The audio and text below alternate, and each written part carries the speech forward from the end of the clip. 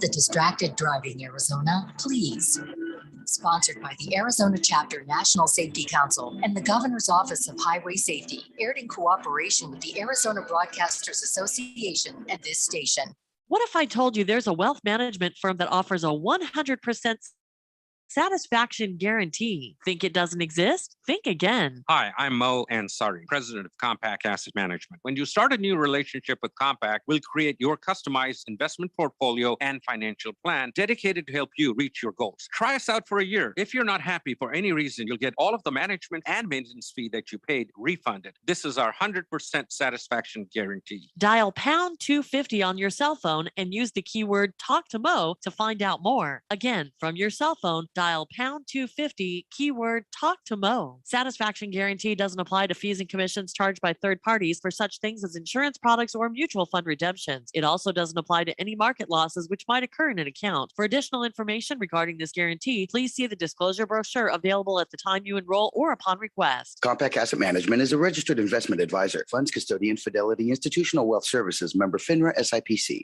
Living with chronic pain isn't really living at all. So why don't you do something about it? I just learned to deal with the pain. I mean, I don't want to go through a long, agonizing surgery. Or some doctor will just put me on meds for eternity. I don't like taking medication. Avoid both of those with Regeneration injection therapy. It's non-invasive and, in most cases, with only a single injection, you're on your way to pain-free life. Regeneration injection therapy is just one of many effective alternative therapies at the Naturopathic Physicians Group in Scottsdale. Our naturopathic medical doctors are experts in full spectrum care using a natural approach. Patients come in for a variety of issues, including joint pain, chronic conditions, and issues specific to men's and women's health. We often help people who have not found relief with other treatments. If traditional medicines aren't working, don't you think it's time to start feeling like yourself again? Call Naturopathic Physicians Group at 480-451-6161. That's 480-451-6161. Or go to naturopathicgroup.com. Live from the Harmon Solar Studios in Scottsdale. This is KQFN Tempe. Also transmitting on K25CD Phoenix at 99.3 FM. And K240 U Fountain Hills at 95.9 FM. Quiet, people, settle down. Because it's time. Time for what? Showtime. When does it start? Right now. 3, 2, 1. Let's get on with the show. Let's do it.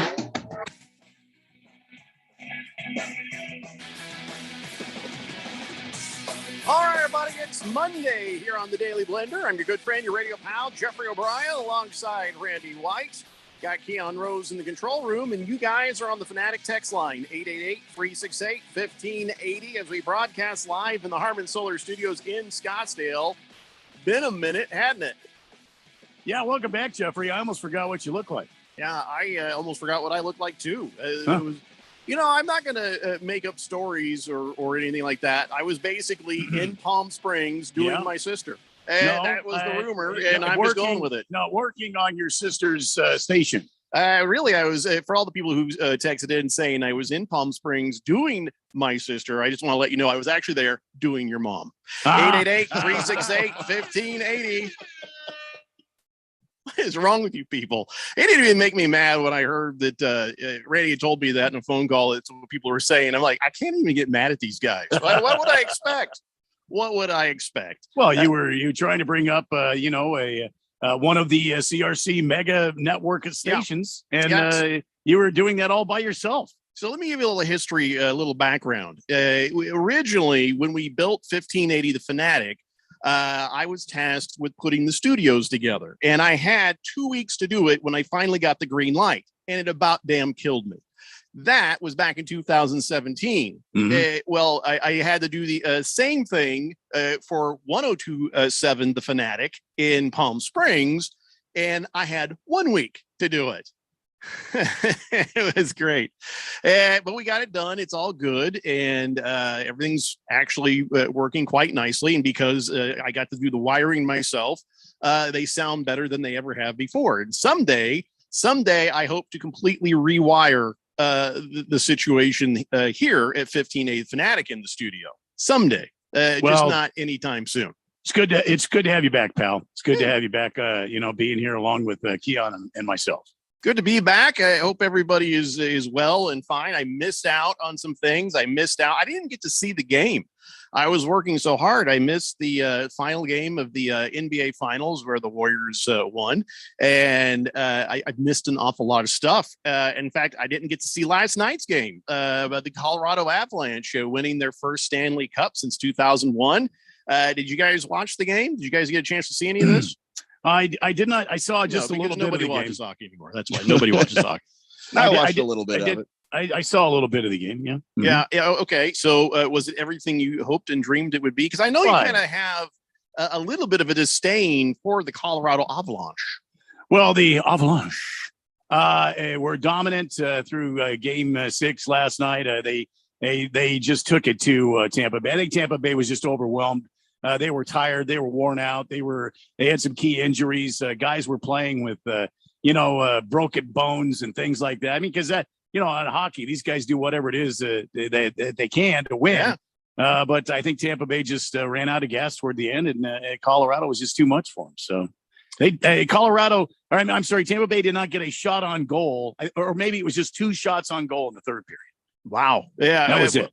Well, sometimes, history is a freight train and it runs you right over because here you go. Colorado wins and now hockey is over and the NBA is over. I get to come back after a couple of weeks and there's no more sports to talk about. So we're just going to talk about grilling, I think. Oh, sure. Yeah. Plenty of grilling to talk about. Okay. I know there's plenty of sports. I'm going to give you guys a choice here in a minute. NBA, Major League Baseball, or NFL. I just figured we should probably mention the Colorado Avalanche thing, and also how much of a bonehead that Nicholas Abu Kubel, is that how you say his name? The dude who dropped the Stanley Cup. I don't know how to say his name either. Yeah. He's skating. Everybody piles on the ice for a photo after the game, and he comes skating over with this cup and goes, "Whoops, bonk!" and a giant dent in the damn thing. Yeah. But it's not like that's never happened before. Everybody lost their mind about it, but that happens quite a bit. In fact, they have a guy on call who will go hammer out the dents in the Stanley Cup whenever people ding, and it gets dinged up a lot with these guys. It's true. It's just the thing that always just sticks out to me is that there's a guy who literally, he follows the Stanley Cup trophy. That is his job. That is his security. That is his entire life. And so just you spend your entire time watching over this trophy and trying to protect it. And then you hand it to a guy, and 2 seconds later, he's on the ice, face planting with the Stanley Cup. And you just, I don't know. I think deep inside, he is just screaming. Yeah. Did you guys know, because the Stanley Cup, doesn't it look heavy to you? It does look kind of heavy. It does. Did you know it's only about 37 pounds? That's more than I want to hoist over my head. It's heavy enough, Randy. I mean, it looks like it would be like 50 pounds or something, but it's not. It's like, I think the Heisman Trophy is heavier than the Stanley Cup. I understand it's like 37 pounds or something right around there. Yeah, when they asked for Reggie Bush's Heisman bag, wouldn't you just be like, that's too heavy. It's on the mantle. It ain't moving. I ain't giving it back. Forget it. 888-368-1580. So, the thing about the Stanley Cup dent, and all these people who are eating cereal out of it, drinking beer out of it, everybody gets a day with the Stanley Cup that's on the team, right? Why don't they just give a fake one? Why don't they just send around a fake one instead of risking damaging the legendary cup? Have them hoist the cup during the game, take it away from them, and send out a fake one instead. Because what if something happened to that thing? What if somebody stole it? What if it got dropped in the Grand Canyon or something like that? Yeah, I don't know if you could steal I guess you could steal anything if you put your mind to it. But why would you want a giant cup that's a championship hockey trophy? And second of all, the reason that they don't, that's part of the tradition of hockey. It's been that way for hundreds of years. That's just the way it is. All right. Well, this guy is going to silently die inside every time somebody drops it, dings it, does something gross in it. Because, somebody's done something gross in it. Every summer, I imagine that guy is just silently screaming and no one knows his pain. Gotta be high turnover in that job. How long has he been doing that job? Yeah, because you couldn't put up with that for very long. You're like, I'm not doing it again. I'm not doing this again. I can't watch this. You got to find somebody who doesn't care about hockey. I think that's the best way to go. Somebody who's like, I don't care. We got a guy to fix it. Do what you want. Well, because you have to have somebody who cares enough. There's like a middle ground. Because if they don't care at all, then yeah, someone's going to be like, yeah, what if I tightrope across the Grand Canyon with it? Oops. And then it's just gone forever. There's got to be Tom Brady threw the Super Bowl trophy across the harbor there in Tampa Bay. Tried to give it to the Atlantic. The thing is shiny, though. You could dive like a scuba dive in there. You'd probably find it pretty easy. You'd have to beat everybody else to it. You know what I mean? Yeah. But that's not as, to me, throwing that boat to boat wasn't a big deal. But, I guess, what is this thing made out of pewter that people are like able to hammer it back into shape or something? I think it's silver. I think it's silver. I think it's not that heavy, though. Silver's pretty valuable. If this is going to happen somewhere, that's where you want it to happen. On the ice, you just won at. You know what I mean? You drop it. Yeah. Well, the thing is, like, this guy biffs it. You're like, don't you skate for a living? Well, what about? I mean, Keon and I were talking about this before we went on the air. This is not the only faux pas of some major sports championship trophy. I remember Randy Johnson lifting the World Series trophy during the parade and ran it into the tree. Yes, and I told you one of the damn flags. Right, I told you, and then I didn't know that. So here I am back in 2000 whatever, and they hand me. I'm standing there with Chick Hearn and Al McCoy, and they hand me the trophy. I didn't know about that. And as I'm holding it, I see that same flag that Randy Johnson broke starting to wiggle. And I'm like, oh, damn, I got to get rid of this. And I thrust it at Chick Hearn, who's just like, oh, he was about toppled by it. Because in my head, I'm like, if it breaks in my hands, you'll never hear it from me again.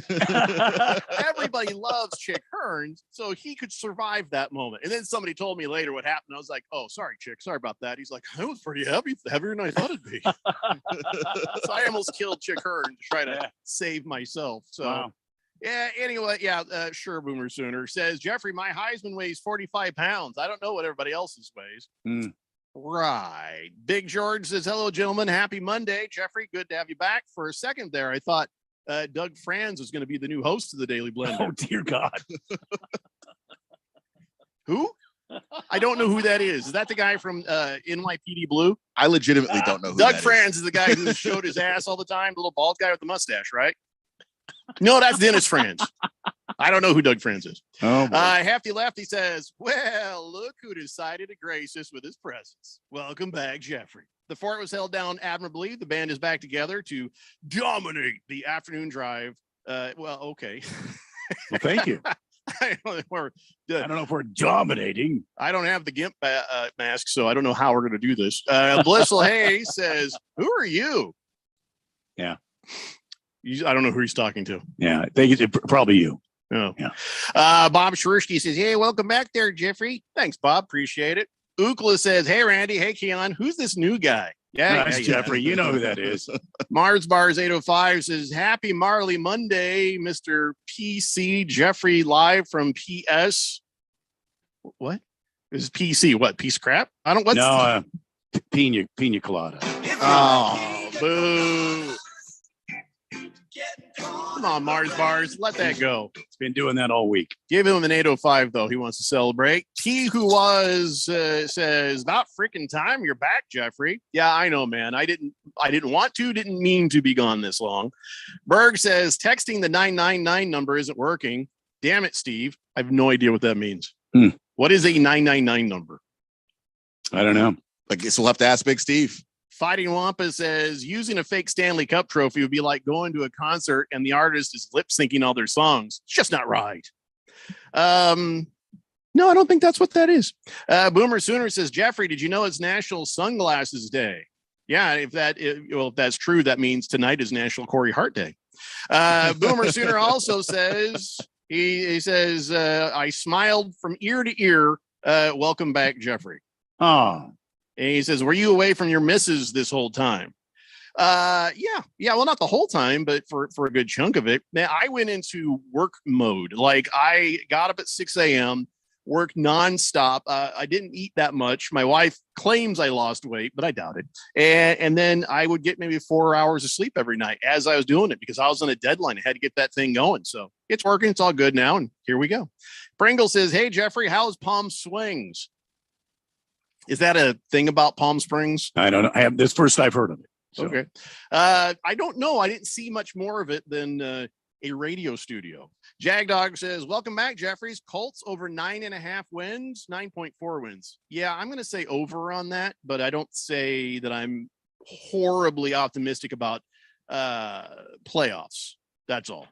That's the only thing I'm going to say about that, Jagdog. 9.4 wins. I'm going to say over. What do you guys say? Did you guys say under or over on the Colts 9.4 wins? I don't recall us being asked. So this is a welcome back, Jeffrey, question. So okay. So I'm asking, and I'm glaring. Given their current team, the way they've got it put together, I'd say over 9.5. Good answer. Good answer. Same thing. Matt Ryan's a pro. Jonathan Taylor is until Derrick Henry shows us he can still do it. Jonathan Taylor's the best running back in football. They've got a great defense. That's over 10 for me. So Big Steve texts in saying he fat fingered the text line number as 999 instead of 888. Is that the excuse you're telling her? Oh, jeez. Right. Well, but what did you end up with? That's a curiosity. And also, why isn't it saved in your phone like everybody else has? You know, doesn't everybody have 1580 text line like as a shortcut on their screen? It's just on Fanatic text line for me in my phone. I can just go right to it. Well, whatever helps you get out of the argument, Steve. Good luck with that. Bruno Baller says, I've noticed that the race setup hasn't been on in a while. Is it on hiatus or canceled or what's going on? Well, Randy, what is going on with that? We got to get that show back. Well, okay. Well, to be determined right now. We're still working out some details, and you never know. Might make a comeback. I don't know. We'll have to see. Bruno Baller, stay tuned. Fish Tank says, just to get you up to speed, Jeffrey, that Franz dude has an hour on Steve's show, and a couple of folks have some strong opinions. Okay. Dude, what? The fact he's calling them folks makes me wonder if there's another F word. He's really working there.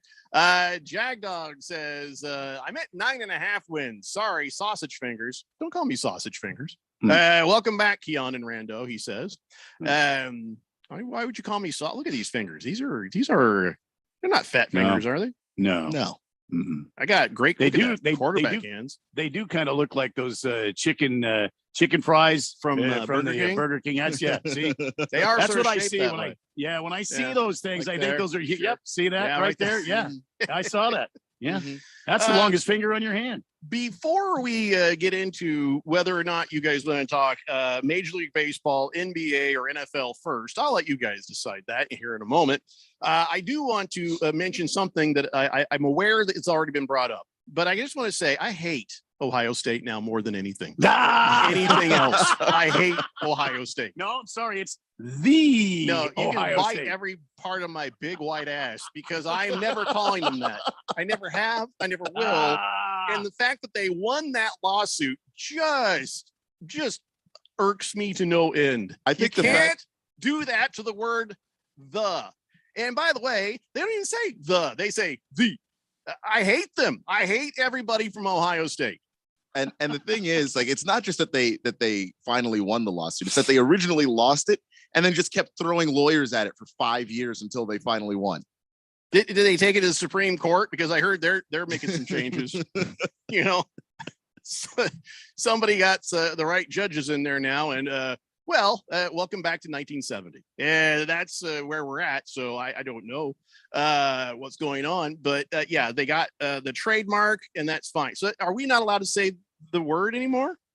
Do we have to take out of our? I'll say it any damn time I want to, and I'm about to start printing up some ASU shirts that say THEE Sun Devils. The Sun Devils. How about 1580 the Fanatic? Oh my God! Now we're just 1580 Fanatic. Up yours, Ohio State. You'll never take us alive. God, I hated these people before because they were just saying it. Now this is even worse. This is even worse. So, okay, whatever makes you happy. That they, I guess, make $12.5 million a year through their trademark and licensing program, and they say, "Oh, we use that to fund scholarships and programs and stuff for people who want to go to." Yeah, now they're taking that $12.5 million and they're paying lawyers with it. So. Yeah. All right. Well, fine. It just makes me hate them. But I don't want to end this segment with hatred. I want to end this segment with hope.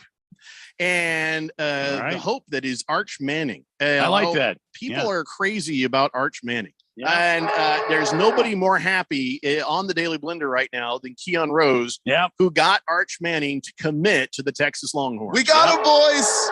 Yep. We got him. Yep. I don't care what college he goes to.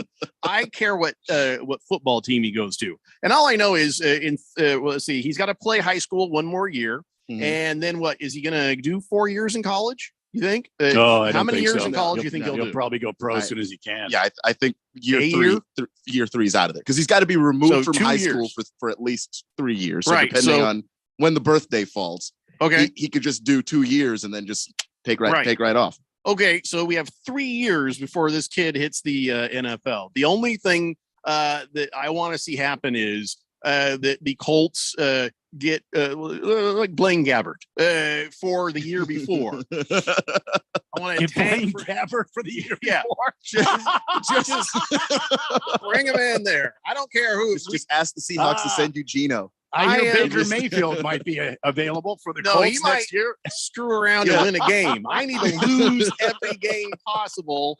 In 2 years, 3 years, in 3 years. So here's what you do. You just look at the list of commando quarterbacks over the last 3 years. Just grab any one of them. Okay. Any one of those. Oh, Josh Johnson, get over here, Kyle Allen.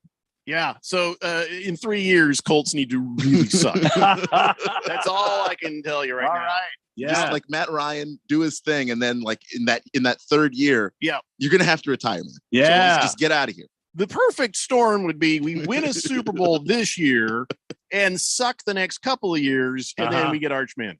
It's a perfect I'll tell you blueprint. what, if you want to go ahead and send that offensive line over to the Cardinals, we'll gladly take them. No.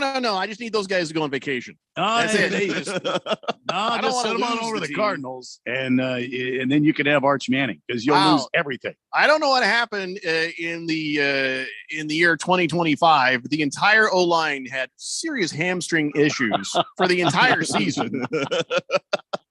And poor Blaine Gabbert was the most sacked quarterback in the history of the sport. Blaine, that's right, Gabbert.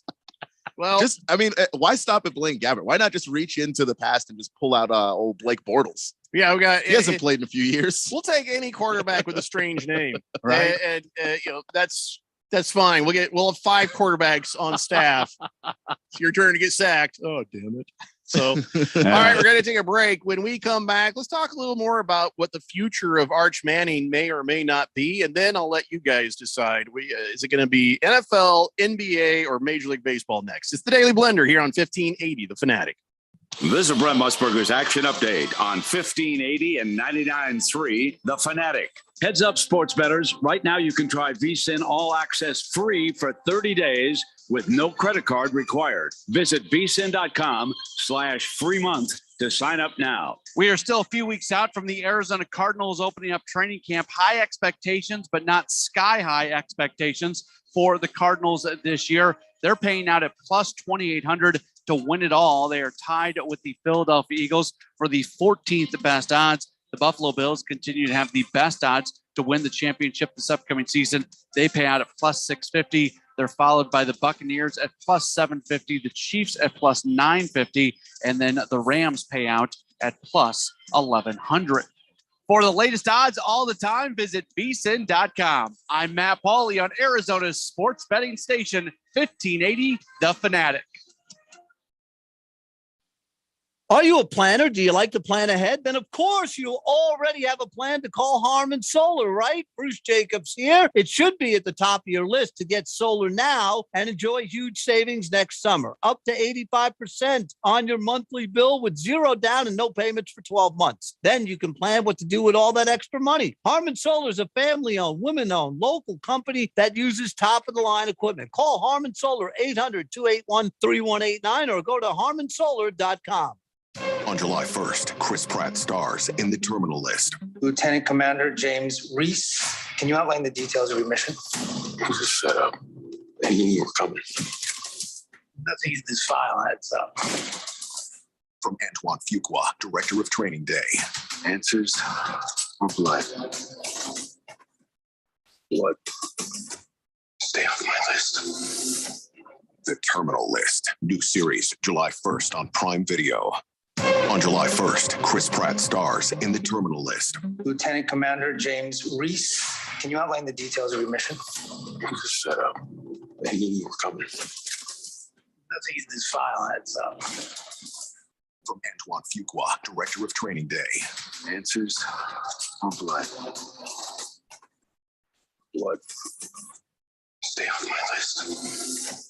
The Terminal List. New series, July 1st on Prime Video. Your home has gone way up in value, but have you taken advantage of it? This is Rob Canier with a phenomenal opportunity to tap into some of your home equity, earning tax-free income and eliminating your mortgage payment while staying in your home as long as you want. With home prices leveling off, don't wait to learn more about the new reverse mortgage. This is a safe and proven money-saving and tax-free income opportunity for homeowners age 62 and older. Call me, Reverse Rob, and learn more today at 602-REVERSE. That's 602-738-3773, or download my app by searching Retire Right with Reverse Rob. When you run a business, you need to be in control. And while you can't control everything that happens in the world of business, you can definitely take control of your utility expenses with the help of Harmon Solar. Give them a call and see how your company can save up to 80% on that monthly electric bill with zero down and no payments for 12 months. Harmon Solar is a local family-owned company that uses top-of-the-line equipment. Call Harmon Solar, 800-281-3189. That's 800-281-3189. Or go to harmonsolar.com. The Rams were built to win the Super Bowl. The Los Angeles Rams have won Super Bowl 56. But if you think that brought the end of the NFL season, you'd better think again. The NFL is a year-round beast, and we keep you in the know. Free agency, trades, retirements, hirings, firings, holdouts, injuries, training camps, and a whole lot more. Football is always in season here. We are 1580 and 99.3 The Fanatic. Your home for football.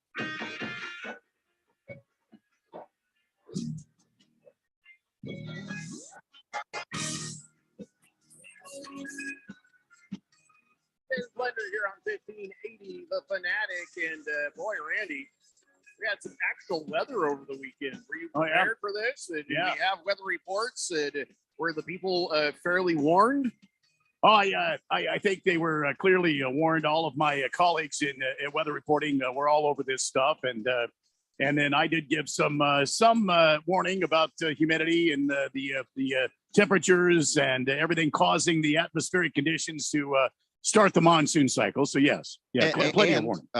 Randy gave me plenty of advice for surviving my first monsoon season because I came at the end of the summer last year, so I didn't really get I got one storm, but I didn't really get a good monsoon. Well, what was the? Give me the Reader's Digest version. Well, driving safely in a dust storm, you don't drive. You pull off the side of the road, you shut your lights off, so some moron doesn't follow you and run into you. Yeah, you pull into somebody's driveway and you make yourself at home on their patio. Well, you could do that. I wouldn't suggest it. But anyway, stay low in the case of lightning. Stay close to the ground.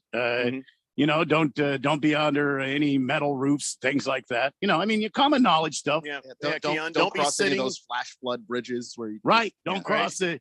Don't go around signs that say flooded wash. Don't do that. Don't be sitting in a radio station with all those electronics and metal things around you that could conduct the electricity right to your face. Don't do that. I will try not to do that, even though I do it every day. I'm really good here at home. I don't know about you, Randy. Yeah, I'm comfy here. We're all right. Safe and sound here. 888-368-1580. Wilbur says, I might be a little late to the party, but Randy and Keon, who's this guy? All right, that joke's already been done, Wilbur. That's how late you are.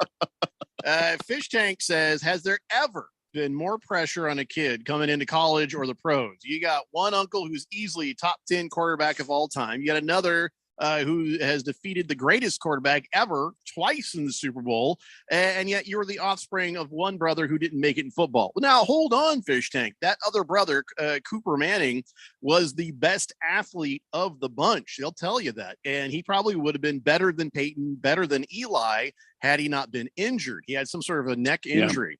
And then, of course, don't forget, neck and a knee, wasn't it? Yeah. I thought he had a really horrible knee injury. And don't forget Daddy, Granddaddy, Arch Manning, who played for the Saints, and of course was like a great player on just an awful team. Right, which was the motivating factor between Eli saying to the Chargers at the time, no, We're not going to do that. Not going to suffer the same fate as my dad. No. So, there's a lot of pressure on this kid. And I feel like that this family is probably all circled the wagons around Arch Manning and said, listen, no matter what happens, we're going to guide you through this. We're going to guide you through the NIL. We're going to guide you through the draft process. We're going to guide you through what to do if like the Washington Commandos try to get you. We will get you out of this. Whatever it is, we'll get you out of this.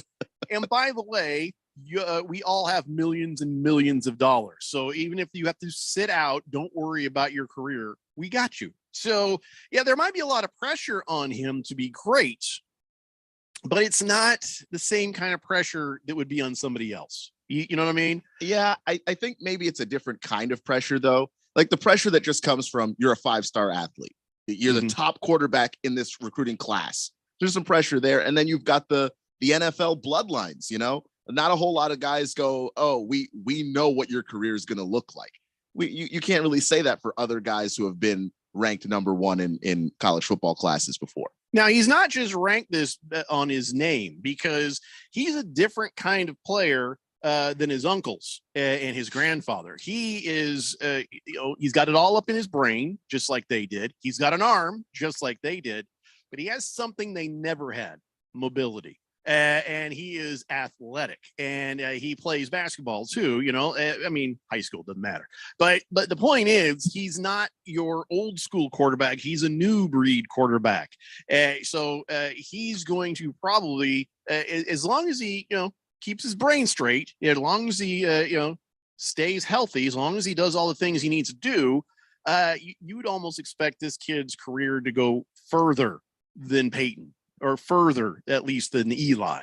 He has all the tools necessary to make it. Is there pressure on him? Yeah, I'm sure there's probably a fair amount. But I think that they can go a long way in calming that down, because he's already set for life. Well, yeah, I mean, yeah, but I think the kid wants to go and make his own name, and I think that's why he didn't go to, his dad's alma mater. He didn't go to his uncle's alma maters. He went to his own. He's doing his own thing. He's going to Texas. He's playing football there. And I think that, there's probably a good amount of pressure, to be honest with you, though. A kid with that much talent, I don't know if there's pressure. He's just having fun. He's enjoying the game. He's playing the game, and he's got all these abilities that the rest of the guys don't have. It's fun, man. It's like Nerf football. He's just throwing the ball down the field. He's hitting the open guys. It's fun for him, I think. And I think he's really, truly enjoying it. You hope so, but there's also the potential that, okay, I have to live up to Uncle Peyton. I have to live up to Uncle Eli. I got to live up to Grandpa. I've got to live up to the unfulfilled expectations on my father. So yeah, there is going to be a certain amount of pressure on him, unless the family is really effective in shielding him from that and helping him roll off his shoulders. So, I don't know. I'm not in that conversation. So I just would hope that the entire family has circled the wagons and are going to help him get through this, because I mean, listen, the minute he walks into, the Texas Longhorns locker room, he'll be making probably $3 million in NIL. I'm not even kidding you. They actually did a study on that. And that $3 million is based off of, how good he'll be on the field, how much reach he has off the field. Of course, with his uncles and with the fame of the name, he has tons. He already has 58,000 Twitter followers. So, there's going to be some serious money for him once he gets to college. It's been evaluated already by the people who know. If I recall correctly, Alabama's quarterback, Bryce Young, he had $1 million NIL before he ever took a snap. And he doesn't have the name and any of the pedigree that comes with being Arch Manning. So yeah, that sounds about right to me. So Arch Manning is going to be fine. He can make a lifetime of money before he even gets out of college. So, but it's going to be exciting to see. It is weird to follow a kid in high school. I don't think I would do that unless it was, a relative of, one of my old quarterbacks, somebody who has such great promise. And I mean, it kind of be weird otherwise.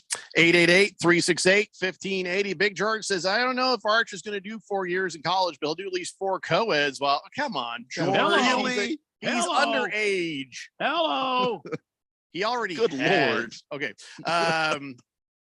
Blissful Hayes says, I gave an excellent tip for entering flooded water last week in the blender. Just floor it. Hope like hell you make it, Keon. No. What's the worst that could happen? No. My car gets washed away and I'm done. Did you tell him about the stupid law? Yeah. There is a law that if you do It's that, they're going to stupid driver charge you law. for the rescue, for everything. You're going to go broke if you do that. Mr. Wilbur says, well, he's going to Texas, strike one. Do you think the Longhorns even care about this year? You think they're even going to give a damn about they're already looking forward to the next year, right? I think they're looking forward to this year though. I mean, they're trying to continue to recruit. And so you win football games, you look good, it helps with recruiting because what happens after that is if you look good and you're able to go out there and recruit and get the guys you want in there, you can surround Arch Manning with a bunch of talent. And now you really got something. Yeah, and Keon and I were talking about this last week. We were saying that, just because Arch Manning is there is not the end of the game. Now, Texas has got it on everybody else in the country. You've got a premier quarterback that's coming into your program. Mm-hmm. And now all these 4-star, 5-star receivers, running backs, linemen, all these guys are going to want to go to Texas to be a part of that run that they're expecting Arch Manning to take them on. One of his teammates, tight end William Randall, he's like, hey, I was committed to LSU. Not anymore. I'm going to Texas. So, yeah. There's probably going to be some more people whose opinions and minds are swayed. This is a recruiting gold mine for Texas. Oh, yeah. And look, Steve Sarkisian, the head coach, is the man is a world-class recruiter. Say what you want about him as a coach. The man can recruit. And he was on, Arch Manning and on Arch Manning watch from day one. He was the first guy there. So he was ready to go. And so I think that he's at his recruiting ability on top of just the Arch Manning effect. I think Texas is going to be able to have a ton of talent. So let's see what they do with it. Boomer Sooner says, Jeffrey, the Sooners are already licking their chops to get a hold of this Manning kid. Well, he's committed to the Longhorns, or do you mean to sack him? Yeah, to get their hands on him, to wrap this kid up. Do you think a lot of people are going to be gunning for him just because of this?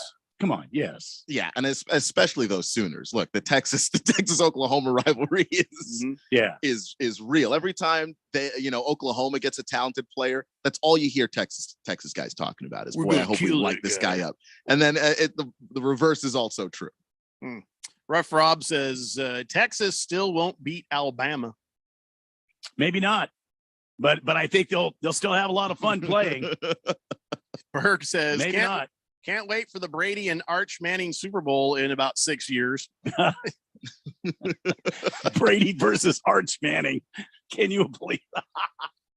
Tom's going to come back out of retirement. Yeah. He's like, I want a piece of this kid so bad.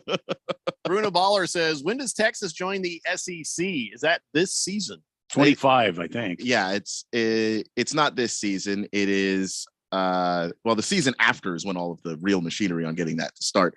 And that was one of the reasons why Arch chose Texas, was that they were trending towards moving to the SEC. So he wanted to play in the SEC, and now he gets to do both. Pringle says, don't listen to the Blissful Hayes, Keon, and don't let him borrow your car to go through a drive-through. Mr. Wilbur says, does the kid sit out his senior year of high school in preparation for his first year of college? No, I don't think so. No, what a lot of guys will do if they really don't want to do that senior year of high school, they'll make sure that they've got all of their courses lined up, and then they just test out of it, and then they go to college early. That stuff happens all the time. So they get there that second semester, or they'll take a lot of summer school classes so they can be way ahead. So as soon as they can, they'll exit the high school and go right into the college ranks. But every indication we have is he's going to go and play next year. So in high school. So unless you know something we don't know, but I mean, I think it probably is better for him to mature and play. He's 6'4" right now. I'm sure that I'm sure a little more time in high school is probably going to be beneficial to him before he goes to college. He has to kill it in each level. He has to kill it in high school. He has killed it in high school. He's already thrown for 5,731 yards, 72 touchdowns, and 18 interceptions. He has 671 rushing yards and 17 touchdowns on the ground in 3 years. And keep in mind, in high school numbers, that's impressive. Mm-hmm. But it's not a small high school. This is one of the elite high schools there in the New Orleans area. Isidore Newman in New Orleans. And so, I think it probably helps him to have another year of high school. It'll help him to have a couple of years of college before he steps foot on an NFL field. Everybody's got to expect that he's going to walk on to an NFL football team and start. That is the level of already, ability that they've seen in him a year ago and 2 years ago. And he's going to go into Texas and he's going to have a quarterback job to win. All right. They already have a guy that was the top of his recruiting class, from the year he came out of high school. So if you're that guy, you're thinking transfer portal. Oh, he just transferred to Texas. So he doesn't get his free pass of not having to sit out a year. So he's going to have to sit there and win that battle. He's going to try and be the starter this year and then have to try and beat Arch Manning next year. Good luck with that. Quinn Ewers should have just come to Texas in the first place. Who? Quinn who? Quinn Ewers. Who? All right, we got to take a break. We come back. I'm going to let the boys here decide. Are we talking NBA, Major League Baseball, or some NFL? It's a Daily Blender here on 1580 The Fanatic. Hi, this is Nick LaCapria with the Daily Sports Quiz. Well, in Major League Baseball's World Series, only one World Series has ever ended with a runner being thrown out. That runner is a huge name. Name him. The answer coming up on the Daily Sports Quiz. Nick LaCapria's Daily Sports Quiz brings you a different question from the world of sports each day. If you want even more questions from the world of sports, visit Nick LaCapria's new website, sportstrivia.org. You can test your sports trivia knowledge and get answers to some great questions from the world of sports trivia. Sportstrivia.org. It's free, it's fun, and it's challenging. If you like the Daily Sports Quiz, you'll love sportstrivia.org. The answer to today's Daily Sports Quiz: name the only player to ever get thrown out stealing a base to end the World Series, the legendary Babe Ruth, who in 1926, with his team down 1 run, attempted to steal second base and was thrown out. I'm Nick LaCapria with the Daily Sports Quiz.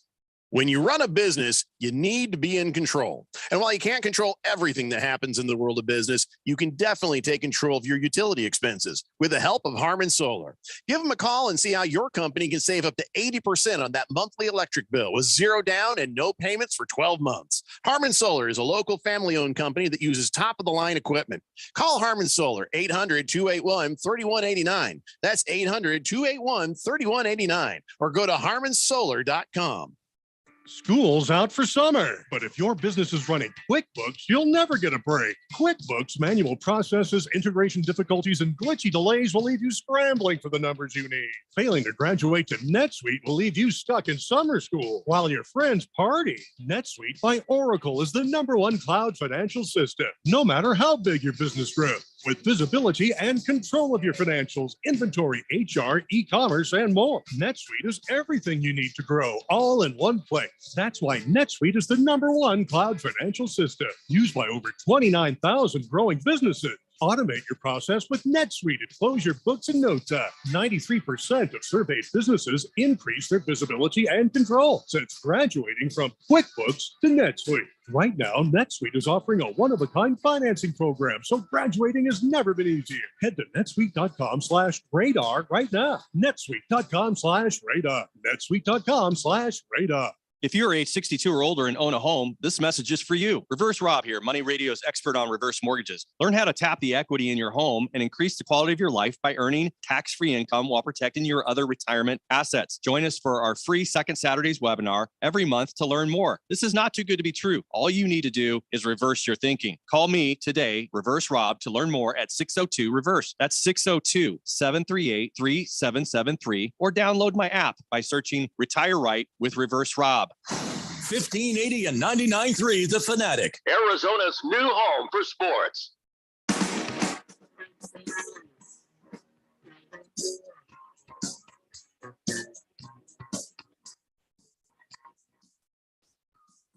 Dave Blender here on 1580, The Fanatic. So, all right, guys, what's it going to be here? Is it going to be football, baseball, or basketball? What do you guys want to talk about? Canadian football. All right, let's do that. Anything's better than USFL. Sure. Why not? I could go for a little MLB. All right, how about that? How have the Diamondbacks been doing? I don't think they've been doing that great, have they? No. They were about a 500 team when I was here last, and now they are below 33 and 41 is where they're at. They've lost more games than they've won lately, and that's it's not looking great. It's not looking great. They've won was it 3 out of the last 10, something like that? Yeah, I think that's correct. Yeah, they have not been looking very good. No. You got Zach Gallen with the start tonight at 6:40 against the Padres, and the Padres are doing pretty damn good actually. So they lost 3 in a row. The Padres, a series ago. So okay, how did the Diamondbacks get worse, Randy? Everyone was like, "Wow, we're surprised how well they're doing." Now, are we surprised how bad they're doing, or is this just about what we expected? Well, I mean, if you recall, I'm not. I was surprised that they were that people were actually saying they were playing well. I didn't see that. I mean, I saw the team that was getting some wins, but had nothing to do with their abilities. And I knew as the season was going to go on, the Diamondbacks were going to their true colors were going to come out, and they just cannot compete in this National League West.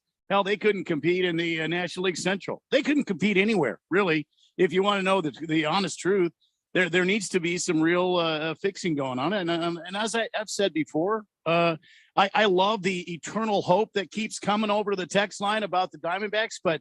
And you can even see if you're watching, I got my Diamondbacks hat on. The bottom line is it's just not going to be a good season for them, and they're going to have to retool at the end of this season and make some moves if they want to be competitive. And am I happy that they're doing better than I thought they would be doing at this point in the season? Yeah, but I and Randy says this a lot. It makes him sound like a broken record, but it's a fact.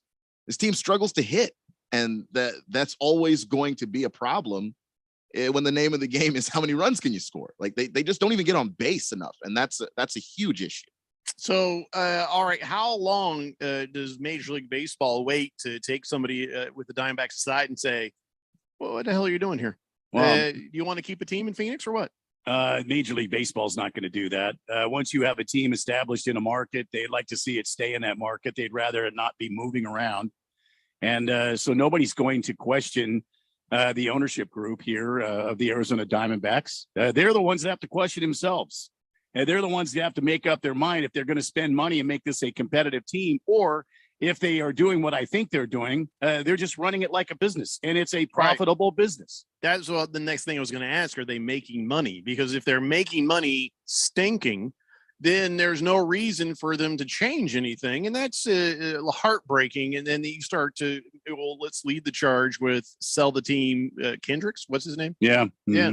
So that's just a huge disappointment right there. It's basically Major League, brought to life, not as much as they're being made to ride clanky old buses and, they don't have any hot tubs or whatever the hell from that movie. But we got to wait until somebody is able to bring together a group of players that nobody cares about and make something of them. It's just sad. Well, it doesn't happen like that. If I'm the GM of the Diamondbacks, let's say I become the GM of the Diamondbacks in some weird twist of fate, and I'm in the front office there. The first thing I'm going to do is I'm going to who's my top prospects on the farm.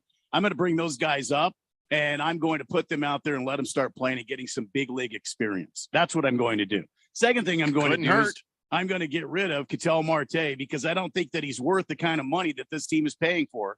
And I'm going to let Madison Bumgarner walk when he's done because we've overpaid for him. And I'm going to start utilizing those resources to bring in quality players in the prime of their years to help this team become competitive. Now, I'm not saying to go out like the Yankees and have a multi-billion-dollar payroll. Obviously, I'm exaggerating, but you know what I mean. They're paying these guys everything and bringing these guys in. You got to be smart about it in a market the size of Arizona. But if you do that and you put together a relevant team A team that is competitive. They don't have to win the division every year. They don't have to go, a team that is fun to watch and a team that is competitive. I guarantee your profits will go even higher because people will start coming to the ballpark to watch a ball game. And something has to be done. Yeah, it's funny that you mentioned Ketel Marte, because if you're going to be a team that you're going to cry poor, you're going to turn out the inside of your pockets, and we don't have enough money. Well, you got to be more strategic with some of these contracts. And the Marte contract, he's one of the best hitters on the team, and he's like an average hitter. They bought his name. They bought his name. Look, we have a famous guy. Come watch a game, buy a ticket. And that's more back to they're running this like a business. They're just trying to get, a face of the franchise kind of guy that you can have fans come out and see, but you don't intend to win. You don't intend to surround that guy with more bats. You don't plan on getting any other pitchers in there who can do anything. That to me is how I know that they don't really have that intention of winning. Because you take a team like the Tampa Bay Rays, they don't have a ton of money, but they're very strategic in the guys that they go out and get and make sure that they get players. Okay, he may not be the most powerful hitter, but he gets on base. Well, that means something. That matters. That helps your team construction. I just don't see that out of the Diamondbacks, and it's really disappointing. Big George says, whoa. Jeffrey is gone for a few weeks in Palm Springs. He comes back wanting to relocate the Arizona Diamondbacks. No, I don't want to relocate them, but there is a point where maybe a change of ownership is due. And with the change of ownership, though, unfortunately, a lot of times that means the team goes someplace else. I want to see a team be good. I want to see a team, spend the necessary money to make things right. I'm not saying spend Yankee money. I'm just saying spend competitive money. That's it. That's all we're asking for. Competitive money. You got to have key players, guys that you can build around. Then you got to use some of your youngsters in your farm leagues, bring those guys up and put them in select positions to help this team win. Get a team out there that's hustling. Get a team out there that's willing to do what it takes to grind out a win if you have to. And then, for God's sakes, quit buying these overage pitchers. The Mad was a you talk about buying the name. We bought Madison Bumgarner because he's got 3 World Series championships. He didn't have what it took to lead this team to a championship. We paid all the money to Madison Bumgarner, and we cannot afford to have any other quality players on the team. See what I'm saying? If you're going to pay that kind of money, make sure it's a player in their prime that can help you and ascend to the next level. Because if you'd have paid Madison Bumgarner 4 years ago, that would have been an amazing steal. Right. It's just not right now because he's past his prime. Pringle says Dimebags and Lakers share one thing in common. They both suck. Boomer Sooner says, Brandy, I think the Dodgers outspend the Yankees. I think they're paying like $40 million excise tax. Both coasts. Yeah, the Los Angeles Dodgers spend. And I'll tell you who else has jumped into the arms race as far as spending money. The daggum San Diego Padres, who we open up against tonight. Mm-hmm. So you can watch another team that has been, mediocre for years, and they started spending some money. Now they're on the trend upward. So we'll have to wait and see. Hamilton Porter says, facts, Jeffrey. Detroit Lions have made money sucking for like 70 years, and the Fords refuse to sell. They've owned them since the beginning. That is very sad. Bruno Baller says, if the Diamondbacks would relocate, the only logical place would be like Vegas. What are you guys thinking? But I'm not saying they will. I'm just saying maybe they should. Well, I mean, yeah, of course, that would be the optimum market to go to, Las Vegas. You're right there. It's a hot market. They're willing to pay and put up a brand new ballpark for you. Look what they did for the Raiders to entice them to come there. But the Diamondbacks, they don't need to leave Arizona. They don't need to leave. They need to get an ownership group that's interested in doing, something other than just making money and sitting on the sidelines, not doing anything. This market deserves a relevant franchise. Where have you gone, Mr. Colangelo? Bruno Baller says, before the season, Randy had the Diamondbacks winning less games than the Suns, 64. You still think that? Yeah. Yeah, it kind of feels that way, doesn't it? I'm standing pat, man. Blissful Hayes says, if the Dimebags want to win, they should simply score more runs than the opponents. Problem solved. You're welcome, everybody. That's amazing. Yeah, Thank you. Just take a look at those batting averages and see how likely that is. Wow. Berg says, hey, didn't that quarterback from Miami just sign a $9 million NIL deal? Oh, quarterback from Miami. Was it Derek King? Yeah, he signed a monster NIL deal. Well, if he got $9 million, watch what this Manning kid gets in a couple of years. We're talking $3 million for Arch Manning prior to taking a college snap. Yeah. Once he actually plays, my God. Yeah, it's he's not going to have a shortage of money. Big George says, how about that big base brawl yesterday between the Mariners and the Angels? Boy, was that a good one. Was it? Can I just say something? I watched the video. Kind of was. But there wasn't that many good punches. You know, it was more of a pushing, shoving, rolling around, grabbing. One guy kind of put his hand in another dude's face, and Anthony shoved he had a cast in his right hand, so he put his face into his hand into Winkler's face.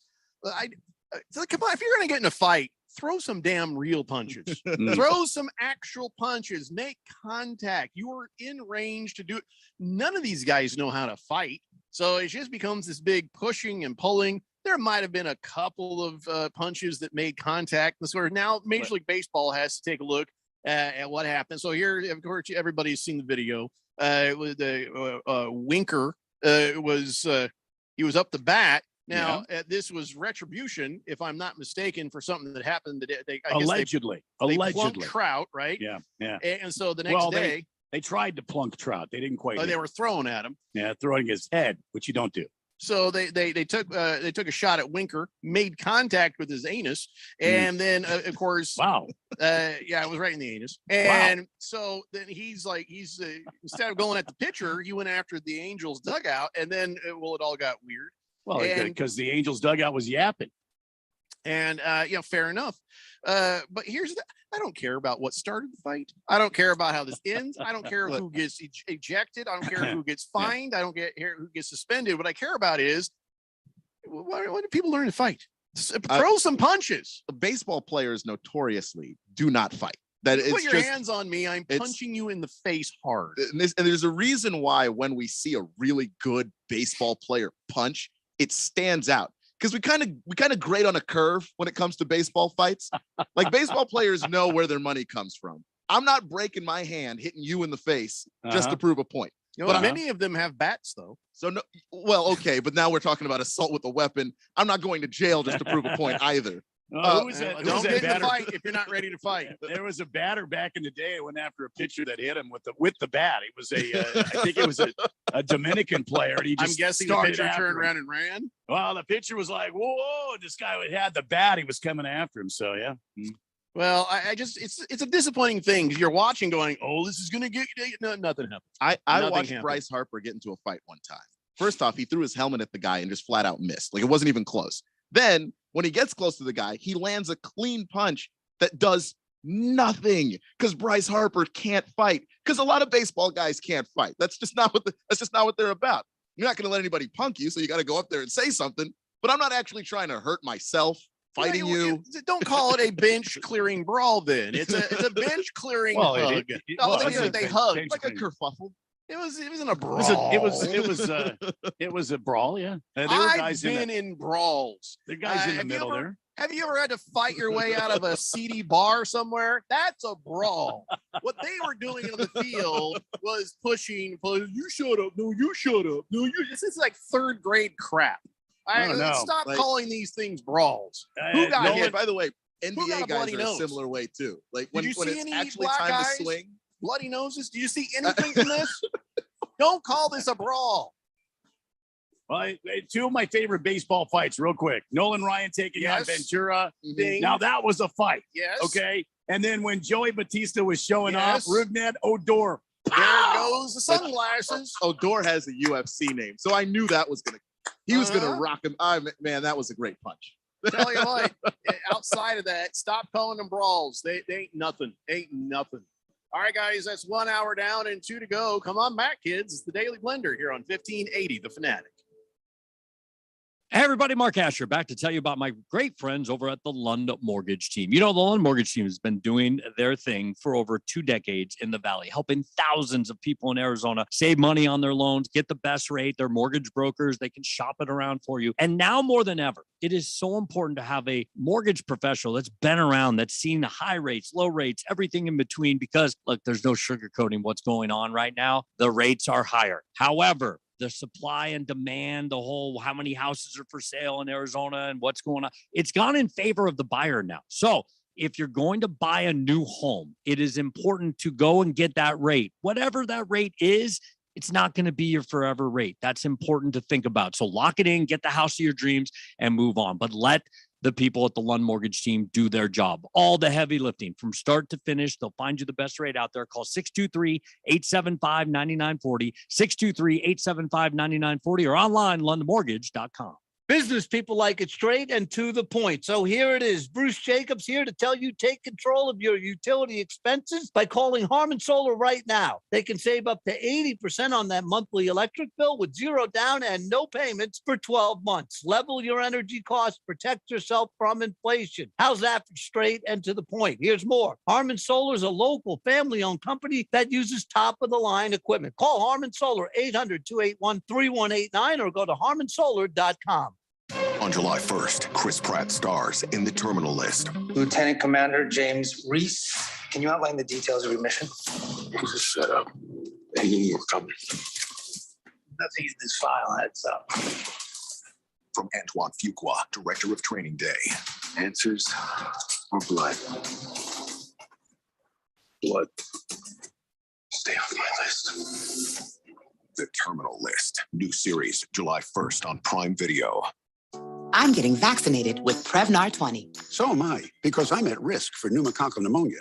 I'm asking about Prevnar 20 because there's a chance pneumococcal pneumonia could put me in the hospital. Age 65 or older, you may be at increased risk for pneumococcal pneumonia. Ask your doctor or pharmacist about getting vaccinated with Prevnar 20, pneumococcal 20-valent conjugate vaccine, a Pfizer vaccine that can help protect against pneumococcal pneumonia in just one dose. Prevnar 20 is approved for adults to help prevent infections from 20 strains of the bacteria that cause pneumococcal pneumonia. Continued approval may depend on a supportive study. Don't get Prevnar 20 if you've had a severe allergic reaction to the vaccine or its ingredients. Adults with weakened immune systems may have a lower response to the vaccine. The most commonly reported side effect was pain at the injection site. For additional common side effects and full prescribing information, please call 1-855-213-2138 or visit Prevnar20.com. I want to be able to keep my plans. So I'm asking my doctor about getting vaccinated with Prevnar 20. KQFN Tempe, also transmitting on K25CD Phoenix at 99.3 FM. And K242 Rolling Hills at 95.9 FM. All right, people, settle down. Because it's time. Time for what? Showtime. When does it start? Right now. 3, 2, 1. Let's get on with the show. Let's do it.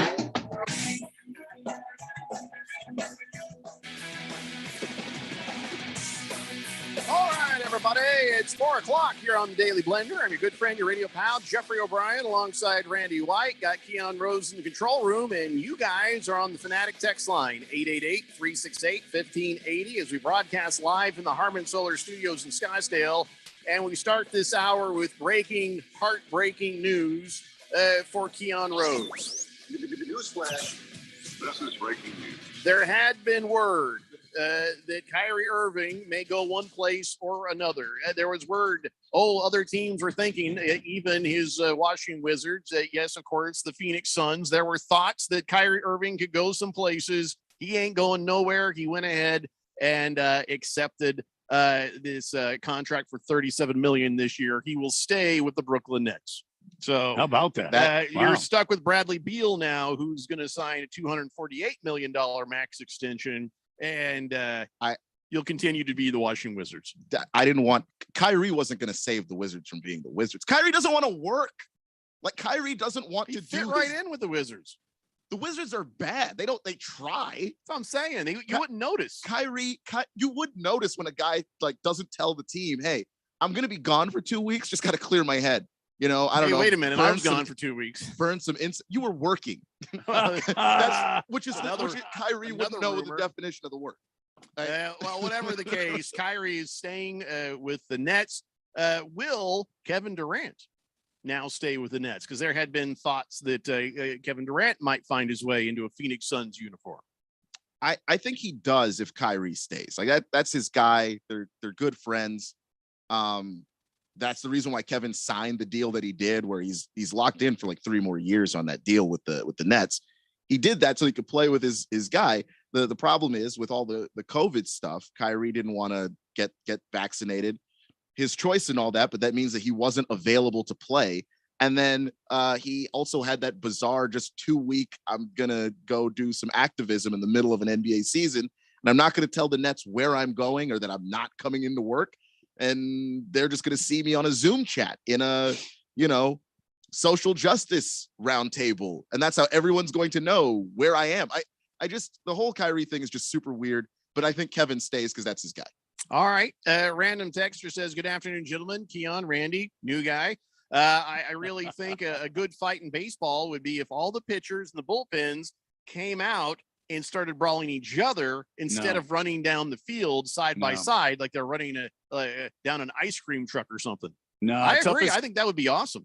Toughest guys on the team are catchers and third basemen and first baseman too. Those are the toughest dudes on the team. Yeah, I know. With the pitchers, it's like, why run all the way to the brawl? Start your own. A whole nother thing. I see what you're saying. Okay, no, pitchers don't fight. Pitchers. Now you want to see. So what it would be if you have a crowd of snarky comments happening between the pitchers up here and then down there, the real. There's no real fighting. Yeah, no. It's a disappointment. Yeah, pitchers are too. They don't like to break their fingers and hands and stuff. And knees and backs. They don't get all involved in that stuff. You just gotta pull a little blackjack out of your pocket there. Those little bow. A wrench. It's have a wrench. It's like sort of sewn into your pants and just tear away. The other day, Major League Baseball made a pitcher take his wedding ring off. I don't think the blackjack is gonna survive inspection. I didn't say walk on the field with it all the time, Keon. They have it sewn into like the pinstripe, the stripe on your pants, where you just like now you've got like a crescent wrench. I'm just saying you've got umpires patting guys down and stuff. Look, I don't know if it's going to survive the inspection. I don't know. Don't go fighting if you ain't going to fight. Like, can we at least have a thing in baseball where the guy who's running trying to fight and one other guy, they have to punch each other, and then the rest can gather around and. But I want to see at least some punches thrown. You can see in some of these brawls. Or they get ejected. No punches, you're ejected. You're out of here. So if you don't fight, you get ejected. Yes. Huh. Yes. I think that's sort of backwards, but okay. All right. You want to sell tickets or what, Randy? You want to sell some tickets? Yeah, I want to sell tickets.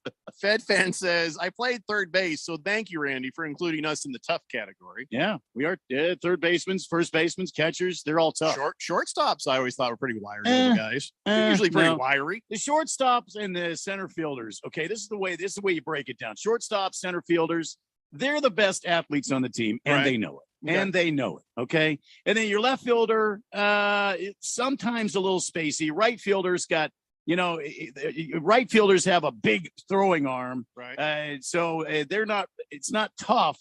They have a big throwing arm, maybe like a guy who couldn't pitch anymore and they put him in right field because he can throw you out from the wall. But your catchers, your third basemen, your first basemen, those are the guys on the team. Those are the toughies on the team. The people basically are going to wind up in contact with somebody else. And you get in these scrums. It's sort of like, Jeffrey, you get in one of those scrums on the football field and things are happening at the bottom of the pile. So for you to say that there's no real punching going, there's some slap and tickle going on in those piles. I'm sure there's plenty of tickling. I saw no especially slaps. You get a guy right here, bam, bam, bam, bam, bam, bam, bam. You're just working them over. See what I'm saying? Listen, I would tip my hat if there was some of that actually in what we just saw between the Angels and the Mariners. You don't see that. It's on the inside. You don't see that. There's so many cameras, so many angles. Somebody'd have it. I guarantee it. It just isn't happening. I've been in a few of those scrums, so I know what goes on. My favorite at the level that you were playing at, going from junior high school to whichever level of near professional ball you played. Sure, but it seems like the major league players they don't like to get bloody. Well, you have to understand that these guys they get upset, they want to have a big fight and everything, but they don't think. And then most of the time people are trying to keep them separated. They're trying to pull them back away from the fight because they don't want them to get injured. And Rendon should have never been out there. He just had surgery on his right wrist. He's out for the rest of the damn season. I don't know why the hell he's it, but again, he's a third baseman. He's a third baseman. And so he's out there in the middle. He's a wuss. I'll tell you why. Because he did this. He just put his hand in the guy's face. He didn't punch him. Yeah, he didn't slap him. He just went, mushed him. Ugh. He's a third baseman. I do think, he's probably thinking of the wrist. Probably. I don't know. I always fighting. Yeah, I would have hit him with I would have hit him with the cast. I think it was. Guess who's not getting up again? I don't think it was a hard cast. It was a soft cast. So I'm sure that's why he didn't swing away on that. All right. Well, I think a guy who has a cast on one arm is able to kick you in the nuts, and it's okay. My favorite. Fair is fair. My favorite guy in the brawl, in the MLB brawl scene, is the guy that knows he has to be out there. He doesn't really want to be out there, so he's jogging kind of aggressively, but he's making sure he's last, just dead last. And he gets, guys, I just missed it. Yeah, it's just sadness. All it was sadness. So everybody's like, oh, we had a base brawl. No, it was a mosh pit at best. Not even that. Well, just keep in mind, you got steel spikes on. You got guys that are, their arms are insured by Lloyd's of London, for $100 million, things like that. Be a man. You can't be going out there and having a MME, fight or what, an MWA fight or whatever. I've seen better tussles in a group of caffeinated Girl Scouts. That's than what we just saw there with the Angels and Mariners. Not impressed. Wow. Okay. Not impressed at all. Navy Brad says, welcome back, Jeffrey. How's your trip to Lucas Oil Field, home of the Colts? I have yet to be there. I have yet to be there. One of these days, I'm going to get over there. Big George says, hey, has Chris Pratt become part owner of The Fanatic? I think I hear his commercials all day, every day, this new series, The Terminal List. Yeah, you know what, George? Don't get on his list. Yeah, that's all I'm going to say. I'm just going to leave it right there. You'll be terminal. Yeah. Big George says, no, that was a base brawl. I saw real punches. All right, break it down on some video for me, because I watched the video like 4 times. I saw a guy kind of throwing some punches over the top, and they were just kind of like, it's like, I can't even do this for break it down it on was so video for me. Show me where at what time code on a video you saw real punches, because I haven't seen it. Or should we rank the best fights by league? By league? What do you mean? Hockey wins. I mean, hockey wins, but then hockey is excluded because that happens all the time. Yeah, and it's almost the point of the game. Sometimes there's a fight and then a hockey game breaks out. But I for every other sport though, what's the rank? Because for instance, you've got really dumb football guy who will punch another guy wearing a helmet. Yeah. Tough, number one, but not smart. When the dude got the other guy hit in the head with a helmet. The horrible quarterback from the Steelers got clocked. Yeah, Mason Rudolph. Yeah, he got clocked by Myles Garrett. Yeah, boonk. That was pretty good. I don't know, Randy. Have you seen any really good football fights? It is kind of dumb. You're like, okay, well, everybody's wearing pads. Yeah, there's no real fight going. I don't know how you can get into a football fight, man. You're out there, you're assaulting other people all day. Why would you want to fight? Just go wait till the whistle blows next time and beat the hell out of the guy again. You know what I'm saying? Nothing beats the basketball fights from the 80s. Well, the basketball, Larry Bird in that brawl that he was in, some of these other guys. Yeah, but that was brawls. That was then, and now it's just like a herd of giraffes got tangled up when it's a basketball fight. I mean, you don't see anything going. You just see, a bunch of tall dudes out there just kind of leaning on each other, maybe pushing. That's what I'm saying, because I think the NBA has this reputation that honestly it doesn't deserve. Nobody in the NBA outside of a handful of guys are really that tough. Like nobody really wants to tangle in the NBA. I watched Carmelo Anthony once when I was like 15. He threw a punch and then immediately started backing up. He kept his hands up, but he was like at midcourt. He made it to the other baseline before anybody got anywhere near him.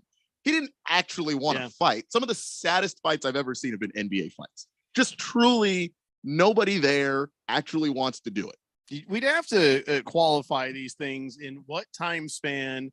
Are we talking? I guess you're saying the best fights within 10 years, 5 years, 3 years, or ever, the best fights ever. I'm sure, that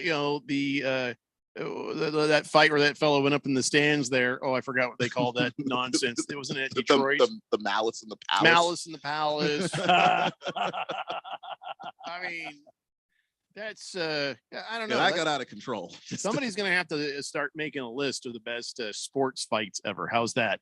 Minus boxing, minus hockey, because well, hockey, you get fights. That's the way it works. 888-368-1580. Ukla the Mock says basketball has slap fights. I don't even think they do that. Yeah, it's I just don't even see that. pushing and name calling. And like I said, it's just like a herd of giraffes. They're just kind of dancing around. They all tangled up. There are some guys you don't want to mess with, but you already know those guys. Like nobody messes with those guys to begin with. Like nobody's going to mess with like Matt Barnes, right? Or Ron Artest in his prime. Starting a fight with a guy. You don't start a fight with a guy. You're like, well, there's no way I'll win this. You're not going to start that fight. Twitty, it says, let's admit one thing, gentlemen. Nolan Ryan versus Robin Ventura spoiled us. Oh yeah, that was the most epic. And then, Rugnet Odor and Joey Bats. I think Bautista, that's one of the reasons why he retired, because Rugnet Odor's hard right hand across his jaw. It just ruined him for the rest of his career. Choro says, Jeffrey's back. And please don't spell my name that way again, Choro, because that's offensive to me. Don't spell my name with a G, an E, or an O ever. Thank you. Berg says, Kyrie, Kyrie, random texter says, if you look at the beginning of that fight, somebody from the Mariners jumped into the Cardinals group with a flying elbow. Who is that guy? Show me the time code where there's an elbow that actually made contact. I want to see some of these things. Still, the person with the pro wrestler mentality that's just like, I'm just going to fly in here with an elbow and hope to God it connects. I don't think it did. I don't think it did either. I watched the video. I didn't see anybody land anything, but just the idea, little crazy. There's a screw loose there is all I'm saying. Hamilton Porter says, okay, I don't know what I'm asking for real. What worked in 2001 for the D-backs? Yeah, so whatever worked, because then they spent money. Then they actually made the effort. And for whatever reason, after one World Series win, they're like, I think we're good for 30, 40 years now, I think, right? Well, you expected him to run it back the second year. You expected that team. They held that team together the next season. And there was very little turnover. It just didn't work out the second season. So, but that 1 year, I mean, it was everything was clicking. All the guys were doing well. I mean, Gonzo had that incredible season where everybody says he was roiding. Okay, whatever. You had RJ and you had Kurt Schilling. They led the rotation. The rotation was just a murderer's row. And then the way these guys hit the ball. Mark Grace was on the team. You had, it was just a workman type mentality. All these veterans are on the team, and they all agreed to get along and strive for that one goal. You don't see that anymore. You got no names out there, or you're overpaying for players that are mediocre or average. Donnie says, YouTube the Avalanche Red Wing fights. Yeah, that's a good one. Those were brutal. Well, I said we can't use hockey because that's expected there. There is a Dodgers Diamondbacks brawl that I'm trying to figure out what year this is. All right, I'm all for that. Who won? Well, just it's not a real fight if you don't have a distinctive winner. Okay. I'll have to go back and look at it. Mr. Pringle says Larry Bird and Dr. J fight. That was a good one. Yeah, that was one of the ones I was talking about. And Kermit Washington damn near killed Rudy Tomjanovich. That's right. Yeah. I forgot about that. Yeah, that is a good one. 888-368-1580. So go ahead. One actually good football fight. Well, maybe not a good fight, but a decisive fight. Andre Johnson versus Cortland Finnegan.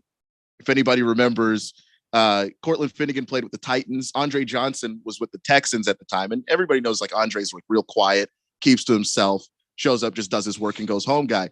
Nobody knows what Cortland Finnegan said to make Andre Johnson that mad. But Andre Johnson ripped off Cortland's helmet and punched him in the face.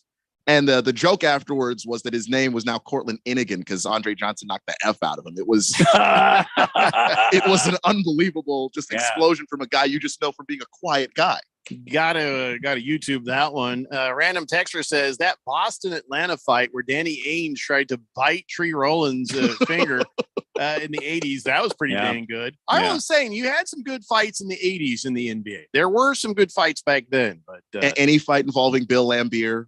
Really? it was always fun. Oh, yeah. That was it always was Bill fun. Laimbeer versus everyone. Yeah, even his own teammates sometimes. He didn't care. He did not even care a little bit. 888-368-1580. By the way, we're not done with bad umpires. Not even close. Angel Hernandez made another horrible call. And I got to say, if it weren't for the replay, it would have stood. But yeah, so here's what happens there is Brett Phillips is up the bat there. He smacks a grounder at a second. And he comes running and, he got thrown out. No big deal. He was clearly probably 2 feet from having his foot on the bag. And so it was pretty easy. Angel Hernandez, safe. I'm sorry, what? Let me show you how far he was. See where his foot is back here? Mm-hmm. Now you see where he has the ball and his foot is on the bag. See the distance? Safe. Yeah. Way to go, Angel. Pretty Way sure to that's an out, even if you ask Ray Charles. That is an out. Yeah. Wow.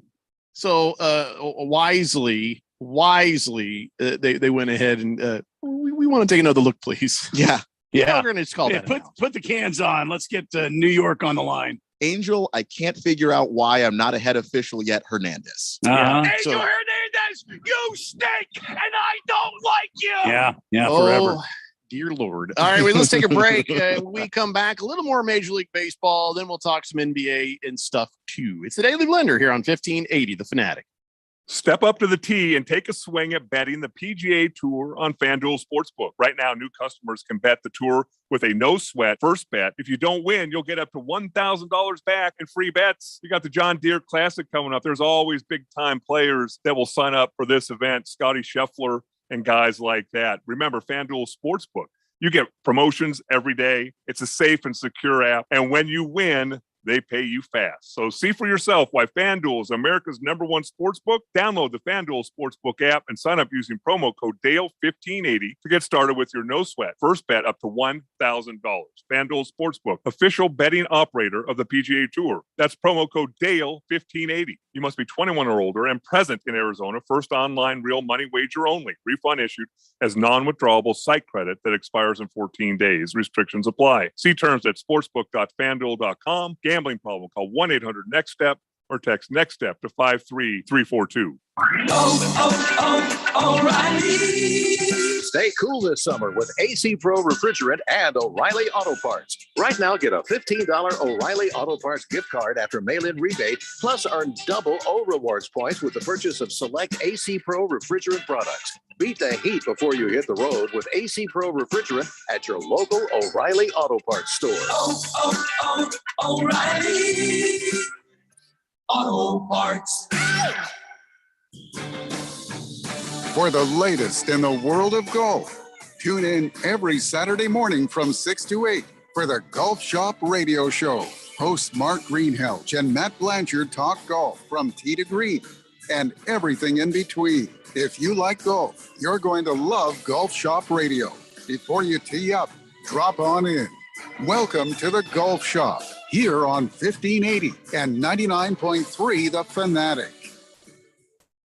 Hi, I'm Dale Hellestray, and summer's just around the corner. If you suffer from diabetes, high blood pressure, or you're just overweight like I am, Dr. Fontes is the only doctor I can recommend. She has a proven weight loss program, not only for the weight loss, but also for the maintenance for 2 years. You eat your own foods, no medicines, no hunger, no gimmicks. I encourage you to give her a call, 480-443-0778. Arizona Rattlers football. Exclusively on 1580 and 99.3 The Fanatic. And at 1580thefanatic.com. Oh, yeah, I like that. Tune in to hear every home game live. Let's go, boys! Don't miss a second of all the high-paced action as the Rattlers chase another world championship. Hey, we're going to win. It's going to be on us. Rattlers football on 1580 and 99.3 The Fanatic. Or streaming live at 1580thefanatic.com.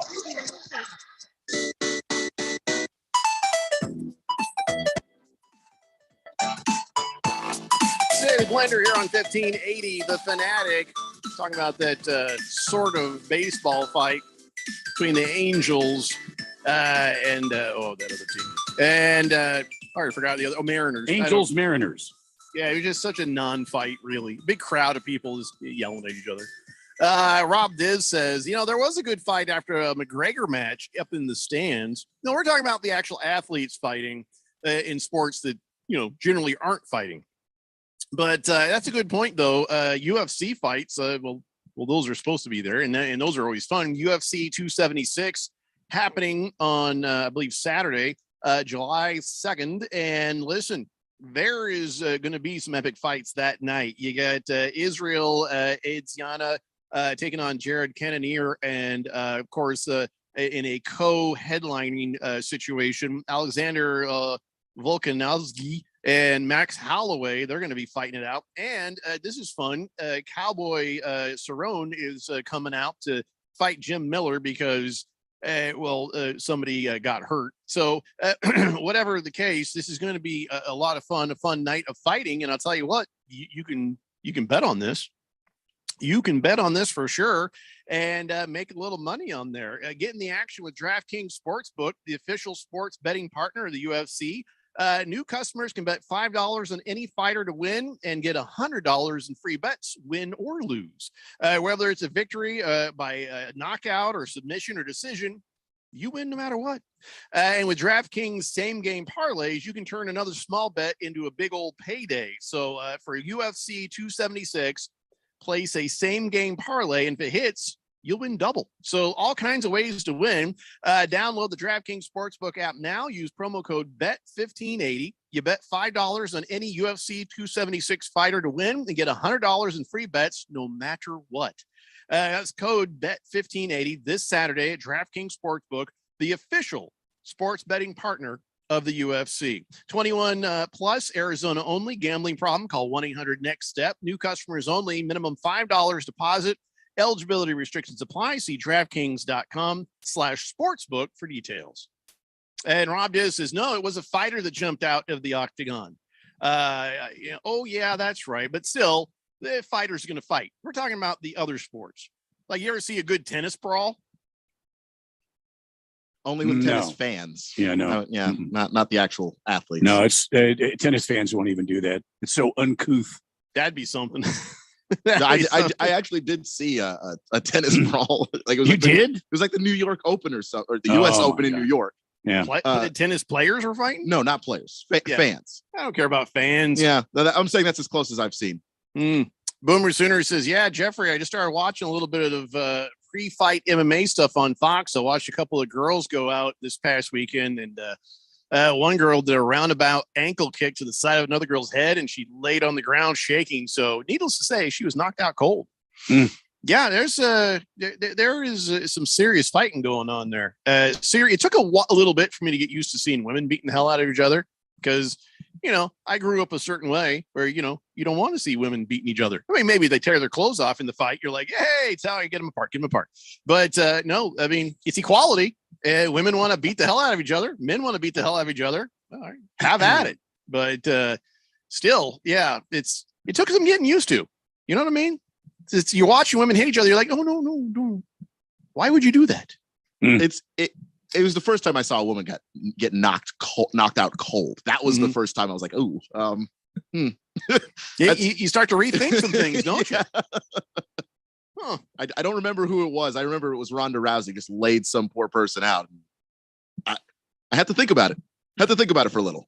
Yeah, well, that Holly Holmes gal, she gets her ass kicked a lot. She's got like no chin. I don't know. Yeah, why is she still even doing this? She looks like truck stop rough, if you know what I mean. But why does she keep? She likes truck fighting. Stop rough. Yeah. All right. Why does she keep doing this to herself? I don't know. Blissful Hayes says women wear tennis bras. Okay. Excuse me. Sure. Fed Fan says, I can't recall any fights in tennis. However, players have threatened the lives of line judges and chair umps. That's like, you know what it is? Tennis is like Twitter. Threatening people, but nothing ever happens. Well, because you can't. Well, first off, like the line judge is sitting on this chair just above you. I mean, if you try to go up there and get him, I feel like that's just you're you're forfeiting, you're disqualified. I'm not all going up. I'm knocking the damn thing over. I'm bringing him down to me. Tiger Paws says, well, just getting able to listen. Did Randy say anything about Darcy about jumping out of his pads last night when the horn went off? Big congratulations to Darcy Kemper. Darcy Kemper, former Coyotes goalie, just last season. And he went and got himself a Stanley Cup win with the Avalanche. So good for him. Congratulations. Yeah, good for him, man. Navy Brad says, if other leagues really want to learn to fight, call the Hanson brothers. Yeah, that was some exceptional. Sadly, it was fictional. Big George says, why does the guy who yells, Angel Hernandez, you stink and I don't like you, sound a lot like Randy? You think that's me? Angel Hernandez, you stink. No, I didn't sound like Randy. Like you. No, I've seen the video. It's nothing like Randy. Yeah. If Randy were to go on an epic screaming rant on Angel Hernandez, trust me, it would have got more hits. It would have been. and I'm pretty sure Angel Hernandez would have just retired. Yeah, that'd be the end of that. Yeah, I'll just melt him right down, won't I? Tiger Paws says, not really fictional. The Hanson brothers, they actually players and were known for their fighting and stuff. Yeah, but not really. Come on. Now, that was a movie. And if they were guys who would get into brawls and stuff behind the scenes, it wasn't like well known and not at the NHL level. Hefty Lefty says, tennis line judges just yell back, it's over, Anakin. I've got the high ground. I like that one. Boomer Sooner says, well, as a gentleman, we're always taught to not hurt women and not to touch women. So we see them beating the crap out of each other. It kind of bugs us. So I think we kind of like our women, don't we? Yeah. I don't want to discriminate. If they want to beat the hell out of each other, who am I to say anything about it? And but it's a little unsettling, you know. Random texter says, Randy, I bet you can come up with a couple of good NASCAR fights back in the day. I seem to recall a couple involving Mr. Yarborough. Yeah, Cale Yarborough took on the Alabama brothers. I can't think of their name right now, but yeah, that was famous. That was crazy, and there were all sorts of fights. I remember Clint Boyer. Everybody thinks he's so cool and he's so funny. Clint Boyer went after Ryan Newman one year. He just got out of his car, ran over. Newman still had his helmet on and was still in the car. And Boyer went up to the window, took the window net down, and just started laying some gas right all over Newman's helmet. You know, the guy just didn't even phase him. And then he yelled some profanities and walked away. So you just punch a guy in the helmet. What's the point of that? Well, I mean, the bottom line is you're getting that frustration. Hell, Clint Boyer out here at Phoenix, our very own Phoenix Raceway, he went after Jeff Gordon one time. Jeff Gordon got away. Guess he got in the hauler. But, oh, yeah, Boyer's going to go get him. Yeah. Oh, yeah, there's been a few. If you're going to go through the trouble, run up to a car, take the net down, you know, you also do relieve of a helmet, then punch. You don't go through all that and it's clank, clank, clank. Oh, take off your helmet. Tuck says, good to hear Jeffrey's back from Palm Springs. Why'd you put it in quotations, you bastard? What the hell's that about? Good Cat says, everybody needs to watch Happy Gilmore and learn how to fight like Bob Barker. There you go. Yeah, the price is wrong, bitch. That's right. Some baseball players need to watch some Bob Barker. He was a black belt, you know. He actually was a trained black belt in karate. I didn't know that. Yeah, which means he'd get his ass kicked in any bar across the land. Anybody's like, I know Taekwondo. Oh, so you got beat up a lot. Well, once you tell us you've learned a martial art, there's usually a good reason for that. There's also a good reason you had to explain it. Yeah. Yeah, guess what, Mr. Taekwondo? We're not going to wait for you to get in position. We're just going to start wailing on you. Yeah. Just go ahead and brace for it now. Brace for impact right now. This is not a kung fu movie where people come and try and fight you one at a time. It's like, dude, are you seriously taking off your shoes? That's I'm going to tell you right now, that's a mistake. Don't take off your shoes. Not in the bar. Come on. Prison Wallet says, if women want to fight each other, that's their prerogative. But if they're allowed to do it, I'm allowed to have an opinion because I personally don't care for it. All right. Fair enough. Fair enough. You know, I love my mom and I love my wife. And I tolerated my sisters, but whatever. But, you know, I wouldn't want to. It's unsettling to think of. That's all. It's just something that you got to get used to, I guess. Yeah, if you watch it long enough, then you start to see them as fighters and you can enjoy it that way. But the first time you see a woman get knocked unconscious, it's unsettling. Yeah, I mean, at least it's in the octagon, not like over at Fry's. Oh, Ukla says, I don't like seeing women fight unless there's mud involved. Well, okay. Tiger Paw says, wasn't there PJ and Ewing's era Knicks game that was literally picked up by another player and turned upside down, had his head thumped into the floor a couple times?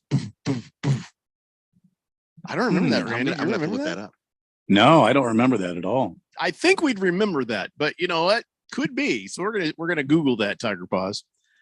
Fed Fan says, Randy, is that the same Clint Boyer that struck and killed a woman in his personal car? Yeah, that was unfortunate. That I don't know all the circumstances other than I understand the gal was extremely inebriated. And I don't know all the circumstances. So yeah, he hasn't been on Fox the last couple of weeks. Well, that's the reason. Yeah. So and NBC took over the NASCAR broadcast. So I didn't see him on Fox towards the end of their run of NASCAR. I have to wait and see how that kind of shakes out. I don't think he was doing anything stupid. I just think it was so some drunk gal just wandered into the road and yeah, that was that. Mm-hmm. Yeah, and he had no way to avoid her. It was just it just happened right in front of him. So Rob Diz says, fun fact, Bob Barker was responsible for the jail toiletry kits in California. What in the hell are you talking about? Did he just bid the lowest bid? And I don't know what you're talking about, Diz. Boomer Sooner says, I kind of forget how long you were gone. Just to recap, did you know the women from Oklahoma won the call? Okay, I'm just not going to read the rest of this, Boomer. Because I'll read that on my own because I'm sure you filled everyone else in as it happened. Yeah. Oh, yes. Very true. Blissful Hayes says, Tony Stewart style on the Clint Boyer right there. Oh, yeah. Big George says, did Keon ever do a ketchup hot dog video for Berg? Now that Berg has officially run the cancer bell, or is Keon still on cancer's side in the battle? I look, okay. I've just forgotten to do it. I am not on cancer's side. I don't know how you forgot when we constantly were asking you, did you do the video? Did you do the video? Here we go. You did the video. Here we go. Hey, you didn't forget. No, I have like the object permanence of a goldfish. You asked me if I do the video. I can't do the video here while I'm on the show. Then I leave. We would have let you. We'd have let you do it live on the show. Oh, yeah. Yeah, I just didn't bring one with me. I didn't bring a hot dog. There's a gas station down the street's got a whole bunch of hot dogs. Well, yeah, but I like on those rollers that you could just swing in there and get one. I mean, yeah, but I'm not thinking about that when I'm coming in. Oh, they have these things on your phone. It's called reminders. You could set them. I suppose I could have 2 done o'clock that tomorrow. Yeah. Phone remind me to pick up a hot dog so I could do Berg's video. Yep. And you're running out of excuses here. I never had excuses in the first place. I'm telling you, I'm like a goldfish. I walk out of here and it's gone. That's all. No, Keon Rose, pro cancer. That's it. Yeah. Hefty Lefty says, Jeffrey is a fellow fan of Letterkenny. I hope you find this. I do find that shirt amusing. If you know the Letterkenny, it's a silhouette of an ostrich and the word underneath, allegedly. Allegedly. You got to watch it or you don't know what it's about. That is messed up what that's about. So, yes, Keon. If the fight that was mentioned earlier with the Knicks and PJ Brown is the same fight, I don't think PJ Brown was actually dropped on his head. I think there was an attempt to throw him on his head, but he put his hands out. So it turned into more of a cartwheel situation. And then a bunch of Heat players jumped on top of him and started punching him. So, was it fun? I mean, as just a fan watching a fight, yeah, it is a fun fight. Tuck says Keon's watching too much Severance.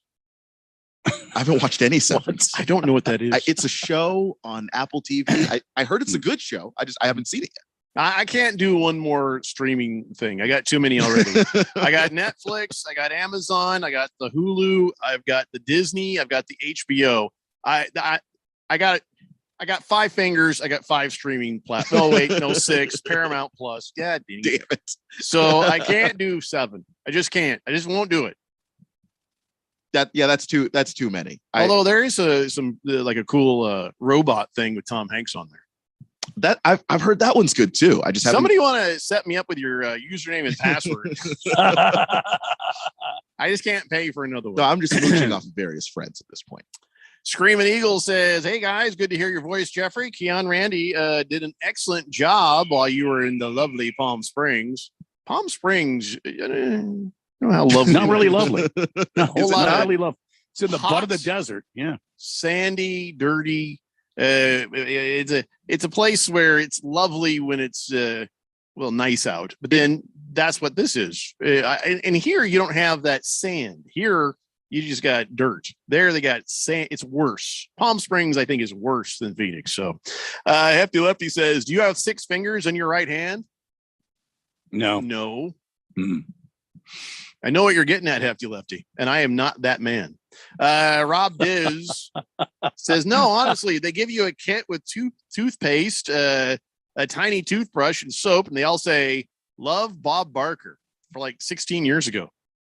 Why were you in prison again in California 16 years ago?"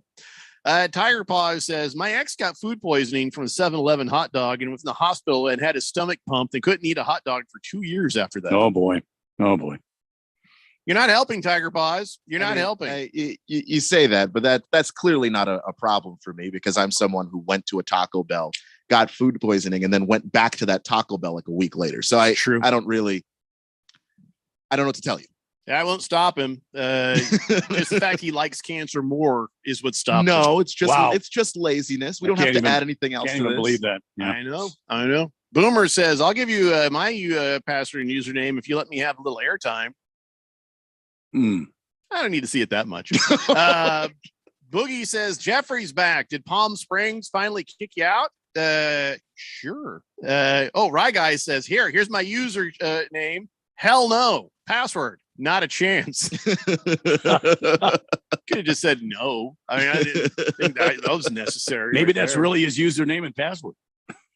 You know, I should probably try that. Yeah. I might actually try that, right? Give it a shot. All right, we got to take a break. We come back. I got your man of the day, and we'll talk some NBA. I'm Ryman. It's the Daily Blender here on 1580, The Fanatic.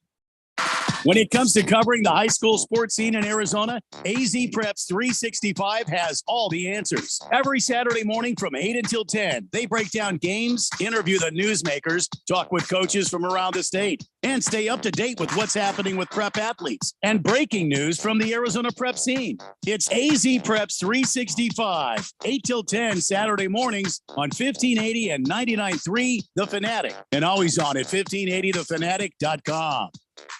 We tried Dynovite for gut health and immune support, and after a couple of weeks, our little Gizmo was acting like a puppy again. His coat was shinier, he had a lot less scratching and shedding, and he seemed like his happy old self. My dog smelled and scratched constantly. We bathed and sprayed her, took her to the vet, but no results. Now, a little Dynovite in her food helps Bella keep her beautiful coat with no scratching or smell. Get 10% off your next order of Dynovite nutritional supplements for dogs at Dynovite.com. Happier, healthier with every bite. Over 1 million pets helped with Dynovite.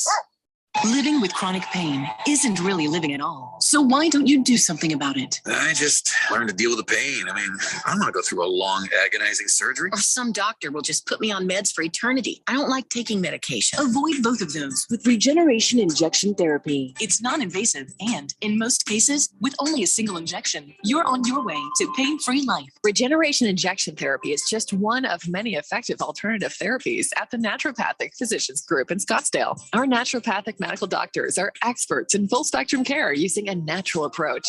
Patients come in for a variety of issues, including joint pain, chronic conditions, and issues specific to men's and women's health. We often help people who have not found relief with other treatments. If traditional medicines aren't working, don't you think it's time to start feeling like yourself again? Call Naturopathic Physicians Group at 480-451-6161. That's 480-451-6161. Or go to naturopathicgroup.com. Steve Jurich here. After working in financial services for over 20 years, I finally confirmed what investors really want, including me. And it's simple. All they're asking for is 20% annual return with no risk and 100% liquidity. Here's the problem. A money market is safe and liquid, but offers almost zero yield. Mutual funds and ETFs are liquid with upside potential, but aren't safe. A carefully selected next generation index annuity through IQ Wealth may offer 10% ample liquidity, principal protection, and a lifetime income yield potentially double to triple that of quality bonds. By yielding more income using fewer dollars, our system allocates more money for you for capital growth. It's a winning combination. Call leading annuity authority Steve Jurich now, 480-902-3333. Guarantees rely on the claims paying ability of the insurer, so compare with Steve, 480-902-3333. Call Steve now. Your home for NASCAR, 1580 and 99.3, The Fanatic.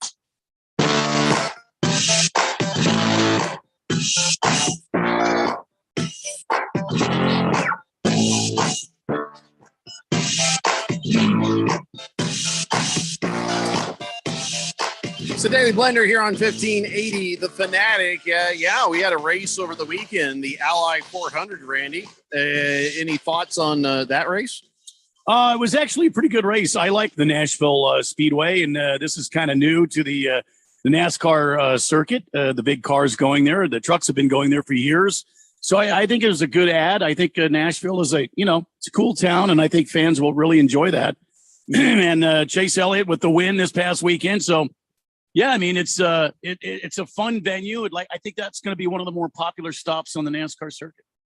So, speaking of Nashville, the first thing you think about when you think of Nashville is what? Country music. And of course, that just brings to mind a horrific memory that I have from my time in Palm Springs. I was building these radio studios for our sister station, and in a complex where there's other radio stations. They have an alternative station, a dance station, and yes, a country station.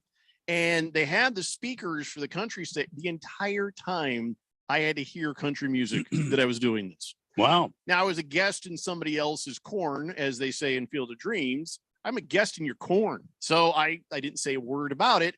I just put my head down and kept working. When people weren't around, I would turn the damn thing off. But let me just say something. For all the times, Randy, you've said, oh, if you just give it a chance, Jeffrey, you listen to it. It's more like rock and roll. It's more like this and that. Everything you said, no. Country music is still horrible. Okay. I listened to 5 straight days of it. I'm sorry you had to endure that, my friend. And it's the new country music. No, it's garbage. I hated every minute of it. I bet you did. I'm very sorry that you had to endure that sort of torture. Yeah, that's why I was back home last Wednesday. It took me that many days to get my nerves right after having to listen to all that country music. And I found myself waking up, not humming one of the songs, but one of them in my damn head. Oh boy. And you're that's earwig, right? I had to crank up the damn Foo Fighters to clear that crap. There you go. So don't come around here telling me, oh, you got to give it a chance. I had to give it a chance. No choice of my own. It didn't take. I'm sorry to tell you. It did not I feel take. bad. I am so sorry that you had to endure. It was horrific. Random texter sent a picture of a blue Ford. He says, not meaning to change the subject, but I'm changing the subject. What the hell? I just saw a Ford Maverick. No big deal, right? Jeffrey, it's a stinking truck. It's now a truck. Well, yeah, I knew about this for a while, man. Mm-hmm. And, I'm not for it. I used to have an old 72 midnight blue Ford Maverick with the little Batman hood. They call it grabber. And that thing hauled ass. It was a little, muscle car. It's like a mini muscle car, really, Randy. And, had a lot of fun. That was one of my favorite cars of all time. And I guess they've taken the name Maverick and slapped it on a crap little truck because I guess Ranger doesn't work anymore. So they're going to call it a Maverick. So, well, they have the Ranger out still. They've redefined the Ranger. It's for a small truck for Ford, they still have that. They've added this Maverick, and I think it's all electric, is it not?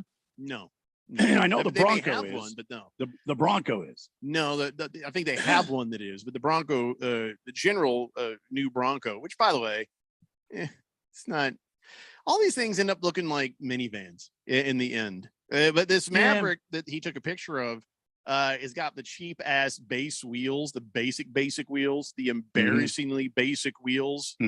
So, listen, I mean, hey, if you like a little truck, maybe it's nice. I just don't like Fords.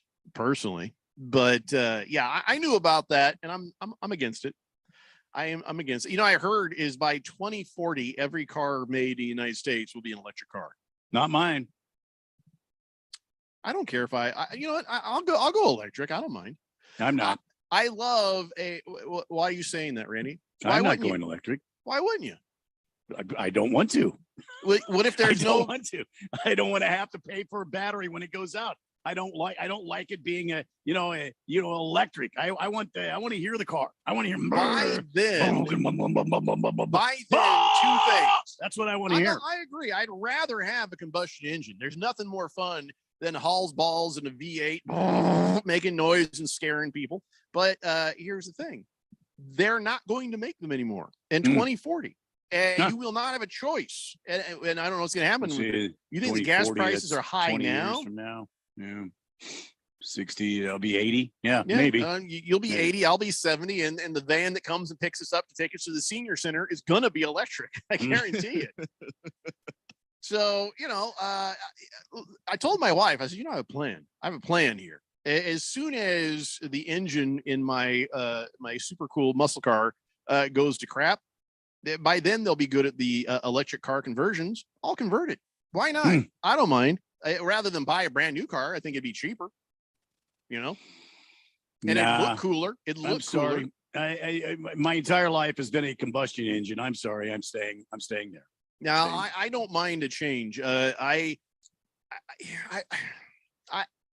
seen the videos of these electric cars just wiping the floor with the combustion engines. Just, you know, they're faster. And I got to respect that. And the gas prices right now, ridiculous. So, yeah, of course, with all the people driving electric cars, then they'll just jack up the prices of the electricity. They're going to get us one way or the other. Yep. But I'm just saying, I don't know. I'm not, of course, I haven't driven an electric car yet. So I might change my mind, Randy. Have you driven one? No. We should go test drive some electric cars. Oh, hell no. No.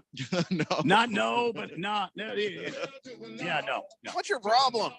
I don't like electric cars. But how can you say that if you haven't tried it? Well, I don't like them. I don't even have the concept. I don't like the concept. I don't like the forces. Oh, please.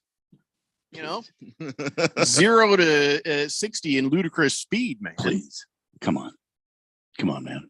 Well, okay, I understand. And listen, if I had my preference, give me an old school combustion engine. I love the smell of gasoline and oil. I'd rather drive that all day long. And maybe this is the thing. I don't know where you're going to get gas if everybody's driving electric in a couple of years, but you know, it might be either way too expensive or maybe it'll be really cheap for gas. But if everybody else is driving these nice clean air vehicles, it won't matter what I do. I don't know. I don't know yet, Randy. I'm just saying, I'm not afraid of this future. I'm not afraid of it. Chief Skull says, afternoon, guys. My new ride is the Nissan Frontier Pro X. Oh, those are nice.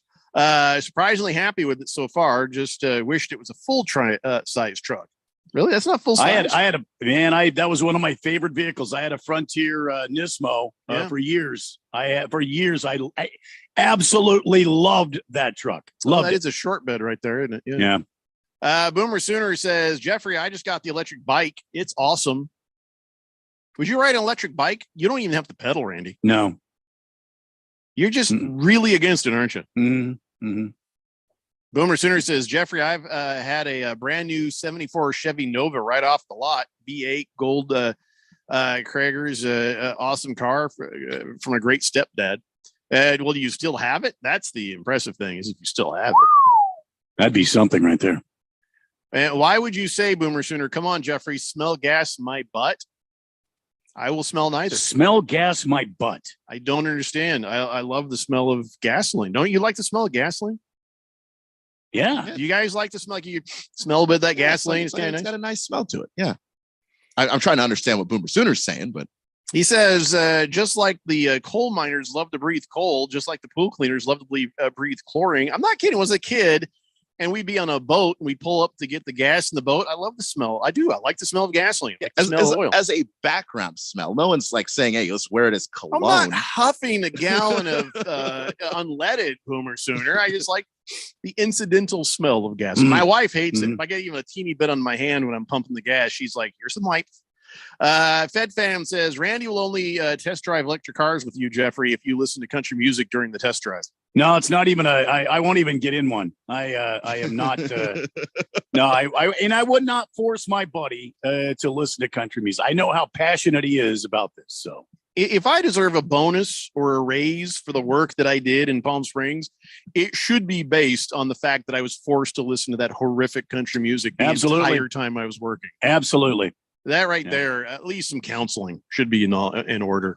Pringle says, so when will all NASCAR cars be electric, Randy? I don't know, but when they go all electric, guess what? This guy ain't going to be watching or paying attention to him. What is your problem? I just don't get this, Randy. I just don't. I don't think I don't think it's necessary. I don't think it's necessary. Let's sort through this. The electric cars can go as fast as these gasoline powered cars, correct? No, I don't know. You don't know. I've done absolutely no research on them because I don't care. I dislike electric cars. I'm sorry. And you haven't number driven two, one. You just hate the concept of it. I hate the concept, and I hate anybody forcing me to go to an electric car. I don't think it's right. Nobody's forcing you to. They're forcing us to. They're forcing. Well, that's what I mean. That's what I mean. They're going to stop. If you like an electric car, more power to you. That's great. You're like the old guy in the horse and buggy going like, I don't like anybody forcing me to not have a horse and buggy. Well, we're just not making the buggies anymore because everybody wants cars. The last time I checked, it was a free country and I had the right to choose, and I choose not to drive one of them damn plastic electric cars. How will you get around? Because here's the thing. Once they stop making the cars, like I said, there's a shift in what the gas prices will do. When they can't sell any, the demand goes down and then the price goes down. But then it's so hard to get gas. The price goes right back up. It will skyrocket just to get enough gas to get you around in your gas powered car. So it's just really, it's not going to work out for you. You know what I'm saying? Eventually it ain't going to work out. Well, eventually they'll have to take my keys away from me and I won't be driving anyway. Then I won't have any say in it. But as long as I have a choice, I just choose not to. When we go to the old folks, center, the activity center for the old cooters like us, will you at least get in the damn van if it's electric? Will you at least get in the van? It depends on what state of mind I'm in. I could be in an altered state of consciousness. Then, of course, So you won't get in if you're of sound mind. You're like, nope, I'm just not going to play bingo. I don't know that I would be that stringent. I mean, if I had to get into a van and it happens to be electric, okay, but I'm not driving one. I'm not going to purposefully go out of my way and ride in any of these crappy electric cars. They're overpriced. I agree on everything you're saying. They're tin. They're made out of plastic and aluminum cars. Well, not some of the old classics. They're not. All right. Well, I mean, the old classics, you only have so much time left if the fuel for them is no longer readily available. That's all I'm saying. There's plenty of fuel. President Wallet says, I'm with Randy. I fundamentally oppose electric vehicles based on the fact their batteries can't be recycled and they pose a huge threat to our electrical grid. Not to mention it'll increase our dependence on Cali, not decrease it. Thank you. Well, here's the thing about that. I saw something interesting. And I don't know if this is real or not, but they're saying that they can take nuclear waste and they can package it into something they call diamond batteries, and they last 28,000 years.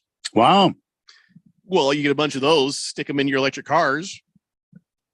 You never have to charge it again. You don't actually think the community, the automobile community, is going to do that? That would take money out of their pockets. We never thought that they would go electric.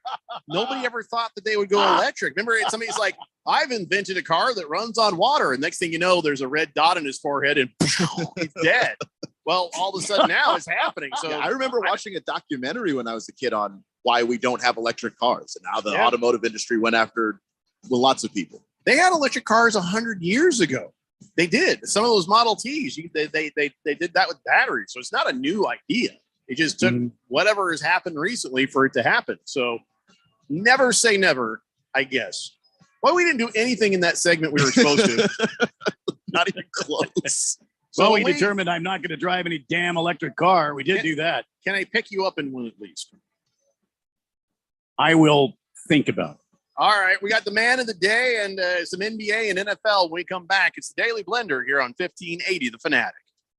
UFC 276 is here, and 2 titles are on the line. Get in on the action with DraftKings Sportsbook, the official sports betting partner of UFC. New customers can bet $5 on any fighter to win and get $100 in free bets, win or lose. Whether it's a victory by KO, submission, or decision, you win no matter what. And with DraftKings same-game parlays, you can turn another small bet into a big payday. Combine multiple bets like which fighter will win, number of knockouts, and more. For UFC 276, you can place a same-game parlay, and if it hits, you'll win double. Download the DraftKings Sportsbook app now. Use code BET1580. Bet $5 on any UFC 276 fighter to win and get $100 in free bets no matter what. That's code BET1580 this Saturday at DraftKings Sportsbook. 21 and over, Arizona only. Gambling problem? 1-800-NEXT-STEP. New customers only. Minimum $5 deposit. Eligibility restrictions apply. See DraftKings.com/sportsbook for details. If you're an IT professional looking for an opportunity with great benefits and the freedom to creatively solve problems in a career with great growth potential and a team environment, look no further than Affinity Technology. Serving the Valley since 1992, Affinity Technology is looking for a level 1 tech to develop and deliver excellent solutions and outstanding customer service. Visit atechaz.com/jobs and get started with your future today. That's atechaz.com/jobs.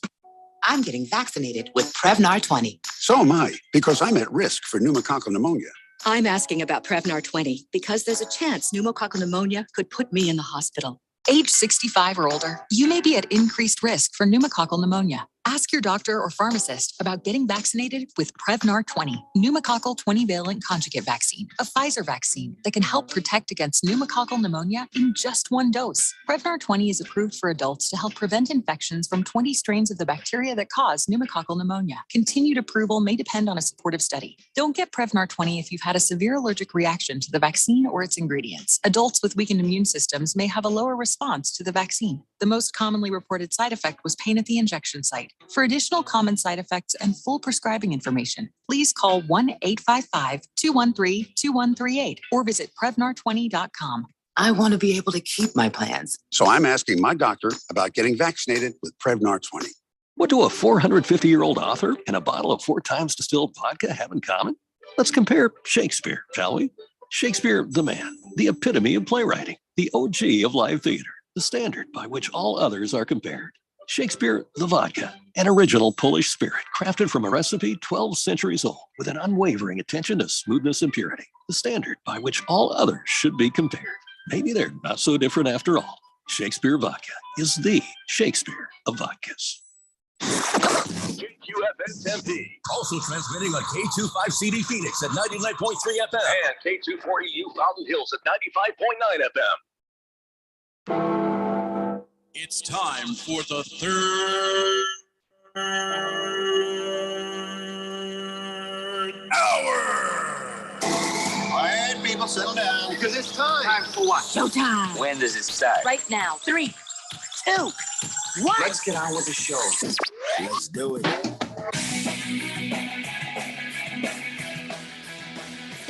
I ain't driving no electric car. All right, fine. You're going to drive it. I'll drive it. I'm not going to make you do anything. You do what you want. Hey, it's the Daily Blender, everybody. Hello. Yeah, that's right. It's 5 o'clock here on the Daily Blender. I'm your good friend, your radio pal, Jeffrey O'Brien, alongside Randy White. Got Keon Rose in the control room, and you guys are on the Fanatic text line, 888-368-1580. We have a lot of catching up to do there. We are broadcasting live from the Harman Solar Studios in Scottsdale. And, I don't know. Maybe it's just I guess I see it's coming, and I know that there's some pretty cool electric cars coming out too. They look pretty cool, and as long as they have performance, that's the thing. If you can do a burnout in an electric car, if you can go fast in an electric car, I'm willing to give it a shot. But I am also still with you, Randy. I love a gas-powered engine, the feel. Just nothing better. But I don't know. I mean, I have not driven an electric car yet. Maybe I'll drive it and be like, well, that was crap, But there's nothing we can do. It's coming. It's happening. and we just have to accept. Keon, you've been very quiet through all this. How do you feel about these newfangled electric cars? Yeah, I'll give it a shot. I'm not. I don't have a strong preference either way. Like like my car now, the Civic, is roughly in the range of power of car I've been driving. So I'm not going to turn my nose. You never had a decent car, is what you're saying? No, no, not a single day in my life. I hope to change that in the next decade of my life. Sure, but sure. Yeah, no.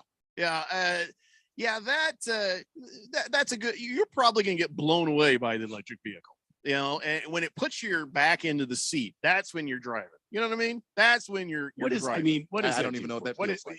What does that do? You've been in my car, Keon. That's true. I mean, as a driver, I've never felt that. Okay. What was that, Randy? What does that do for you? I mean, so what? The car goes really fast. You can't go really fast. What are you talking about? You can't go really fast. They won't let you go really fast. They'll write you a ticket. The police, the highway patrol. I go really fast now. Well, it doesn't matter what kind of car. Well, you've got the money to pay the ticket. I mean, the rest of us probably don't. I mean, you got to be careful out there. I'm just saying, they're pretty damn cool, man. You got to get, I'm not going to tell you what to do, but still, give it a chance. I just think they're overpriced. I think they're overvalued. I don't see the value in a electrical system that once it goes bad, there's nothing. It doesn't seem like you're saving anything. Okay, so let's if you talk have about all that. These battery systems laying everywhere that have gone bad. It seems like you haven't done anything. Let's talk about that. How long are these batteries supposed to last? Well, I've heard various things, but like I said, I haven't done any research on these cars whatsoever. So, you're getting a new car every how many years? Some people make cars last 12 years. Some people get a new car every 5 years. So you kind of just do a cost analysis on it. All right. So if it costs, say, $10,000, $20,000 to replace the battery, it's like buying a new car if everything else about the car is still good, because there's less wear and tear on the mechanical part of the electric car. There's no need for oil. There's no need for this. So a lot of the components to the electric cars are going to last longer. So instead of going out and buying a new car, all you're doing is buying a $10,000, $15,000, even $20,000 battery, putting it in the car you already have. You're ahead of the game, and it's cheaper than having to get the new car when it's time to get the new car. See what I'm saying? So, these, and now these electric batteries will last about 200,000 miles. So in 200,000 miles of driving a car, I had a 96 Jeep Cherokee, which I took all the way to 2011 and had over 200,000 miles on it. So I'm just saying, as far as the cost effectiveness of it, just replacing the battery in a car, keeping it nice, keeping it polished up or whatever, maybe updating some of the, computer components, you're still going to be all right. So it's not going, I don't feel like it's crazily cost prohibitive once you get it. Well, I will. The prices, I'm sure, will go down. I will hold nothing against those of you who want to get the electric car. Good for you. Congratulations. That's sarcasm right there. I'm happy. No, I'm happy. I'm happy for you. No, I absolutely no contempt whatsoever. Me personally, you asked me. No, I won't be getting an electric car. That's fine. That's fine. You know what? I'll tell you what. I'll let you take a drive in mine. I'll let you drive mine and see how you feel about it. At least be sure. That'd be a hard no for me. Because let me explain something to you.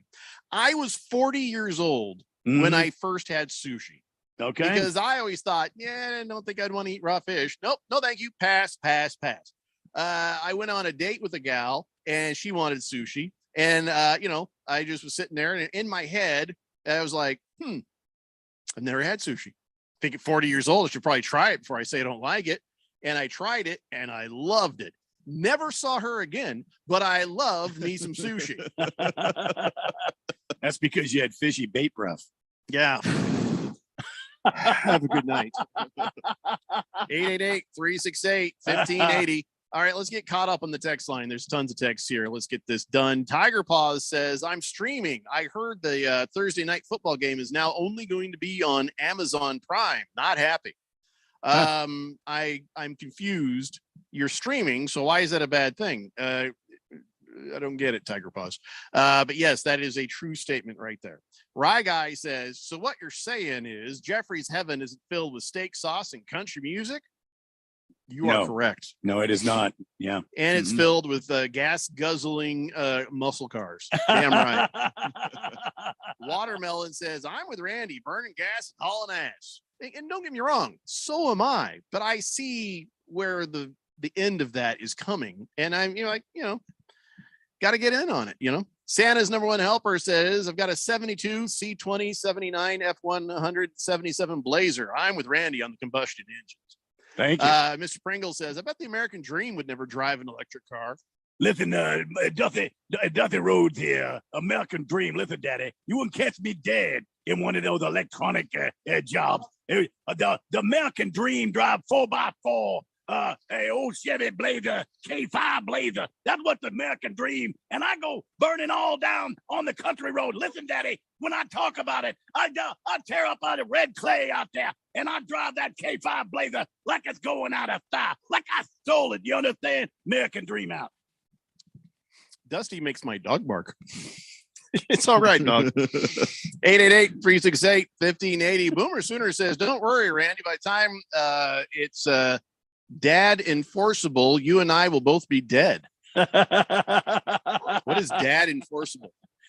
I guess when you have to submit to the powers, the authorities, and not drive anymore and all that. So Silly Wabbit says, just imagine the NASCAR 2040 500, all the cars be making left turns nice and quietly and then stopping halfway to plug in. The thing about the Formula One is a hybrid. It is a V6 and electric hybrid vehicle. That's what it is. And it works quite well for what they're doing out there on the racetrack. But they still have a combustion aspect to that car. It's not pure 100% electric. So I don't care. As long as it's fast, that's all I care about. Part of going to a NASCAR race and enjoying it is the noise that you're hearing. Thunder. Yeah, you're hearing these monsters out there on the track. If you took that away, I don't even know if it would be NASCAR anymore. It would just be it would be a different thing. I don't even know if you could enjoy it the same way. Okay, we're going to have a field trip one of these days. We're going to go out to a track somewhere and we're going to hit the ludicrous speed button on one of these Teslas or whatever they come out with. And we'll see how you feel about it after that. Silly Wabbit, thank you for that. Blissful Hayes says, when is the unveiling of the Harman solar car? Would Randy drive a solar car? No. Mm-mm. Thanks for asking. Next question. Nephew Lefty says, can I get one of them nuclear batteries for some of my watches? I'm sick of having to buy all these new batteries for watch. I am too, man. I'm with you. Chief Skull says, by the way, Jeffrey, good to have you back. Randy and Keon did a great job while you were AWOL. I wasn't AWOL. Everybody knew exactly where I was. Yeah. We told you many times. But I want to know is how are you going to reimburse us 9 hours of airtime for 3 days of dead air? You've already been reimbursed because this show is free. 20th says Rivian makes an electric pickup truck. Oh, everybody's coming out. In fact, I think Mercedes just did a test where they went 900 miles on one charge on their battery. That's ridiculous. Good for them. Awesome. That's fantastic. FedFan says Jeffrey's a lawbreaker and he's encouraging everyone to break the laws like him. I don't know. I didn't hear that. I never heard that one time now. I drive the way I drive. I'm not suggesting anybody do the same, but I love it. Jagdog says, I love the smell of napalm in the morning. Rob Diz says, so people want these electric cars for the environment. Google lithium mines. Listen, here's the deal. We're going to talk about the environment. Lithium mine is going to be somewhere. You just put it in a hole, cover it up. We got the Grand Canyon. We just throw all the crap in there. You okay? We don't have to breathe the lithium. It's just going to be sitting in a hole someplace. It ain't going to bother us. Or shoot it off into space, Rob Diz. So unless he was talking about the process of actually mining the lithium and the coltan in some cases to power the battery. Not particularly ethical. I'm going back to let's get the nuclear waste, put it in batteries. Bam, we're done. All's good. Big George says, that's a big thing that the electric car companies and politicians pushing electric aren't telling you. Batteries these cars run on, specifically in the Arizona desert, start getting drained of their power about 5 years later, and there's no way of environmentally recycle the batteries. They just sit in a landfill and degrade. Yep. That's what I'm saying, man. The Grand Canyon is huge. And there's plenty of parts of it nobody ever looks at. Drop that crap in there. All I'm saying is, from the very beginning, Jeffrey's argument for electric cars was never environmental. For not even from the start. No. So 0%. he was like, oh, did they get them to the point where they drive fast? They go, yeah, that's it. They go fast. And listen, my combustion engine. Do I care? No. I mean, I appreciate some clean air to breathe. I'm okay with clean air to breathe, but it goes fast. Hey, we have a new texter here. A new texter says, "I'm all about plugging in. Yeah, put it in the hole. Plug away. Hello. Well, there is a little charging port. I don't know if you call it a hole, but thank you, 9171. Dropping the soap says, I know there's a group of people that don't like change. They're called the Amish, Randy. He says, I bet you Randy was all pissed off when they went from the 8-track to the cassette too, huh? Not at all. Not at all. Sorry. Tiger Paws says, on the subject of streaming, now that I'm streaming and remember my main television is 30 years old, we had a lot of good politically correct drinks while you were gone, Jeffrey. Politically correct? I don't know what that means. I do, and I'm not going to say it. Okay, moving on. Good Cat says, Keon, you're fast today. Wait. Think about it, Jeffrey. Politically correct. Yeah, I know. I know what this stands for. Mm-hmm. Not going there. Give me an old-fashioned combustion engine, says Good Cat, any day of the week. But I did just buy a hybrid, and honestly, I love it. I won't ever get an electric car, but a hybrid, I'll drive that. What's the difference? If you have a hybrid and you have an electric car, I mean, what if you already? It's kind of like you've gone halfway. Why not go all the way? I don't it's see like being that. bisexual. Just go the rest of the way. Is that what it is? Go the rest of the way. It's okay. Wow. Just, Look, there are people that have trouble making decisions. Fed Fan says, someone please punch Jeffrey for even implying about using the Grand Canyon as a waste dump. Big old hole in the ground. We can make others. We can figure it out. Hefty Lefty says, the only thing I don't like about the Rivian is that it looks like the headlights are made by Dyson fans. Yeah, those are weird looking. That is a weird looking headlight. That's the headlight. Why would they just put that oblong thing there? They should have just gone with the straight across thing. They don't need that thing there. Yeah. Listen, there's going to be trial and error as they get some better designs. And, of course, with any automobile, it's going to be a matter of what you like. That's all. Rob Diz says, suggestion for a new texter name, Glade. Plug it in. Okie dokie. 888-368-1580. You know what? Before we run out of time here in this segment, it's time now for your man of the day judgment call. That's judgment call. We're going to have to decide by voting which one of these is really your man of the day. You got a couple of decent ones here. The first one is a YouTuber has broken a world record for chugging Mountain Dew and tomato juice. What? Not mixed together.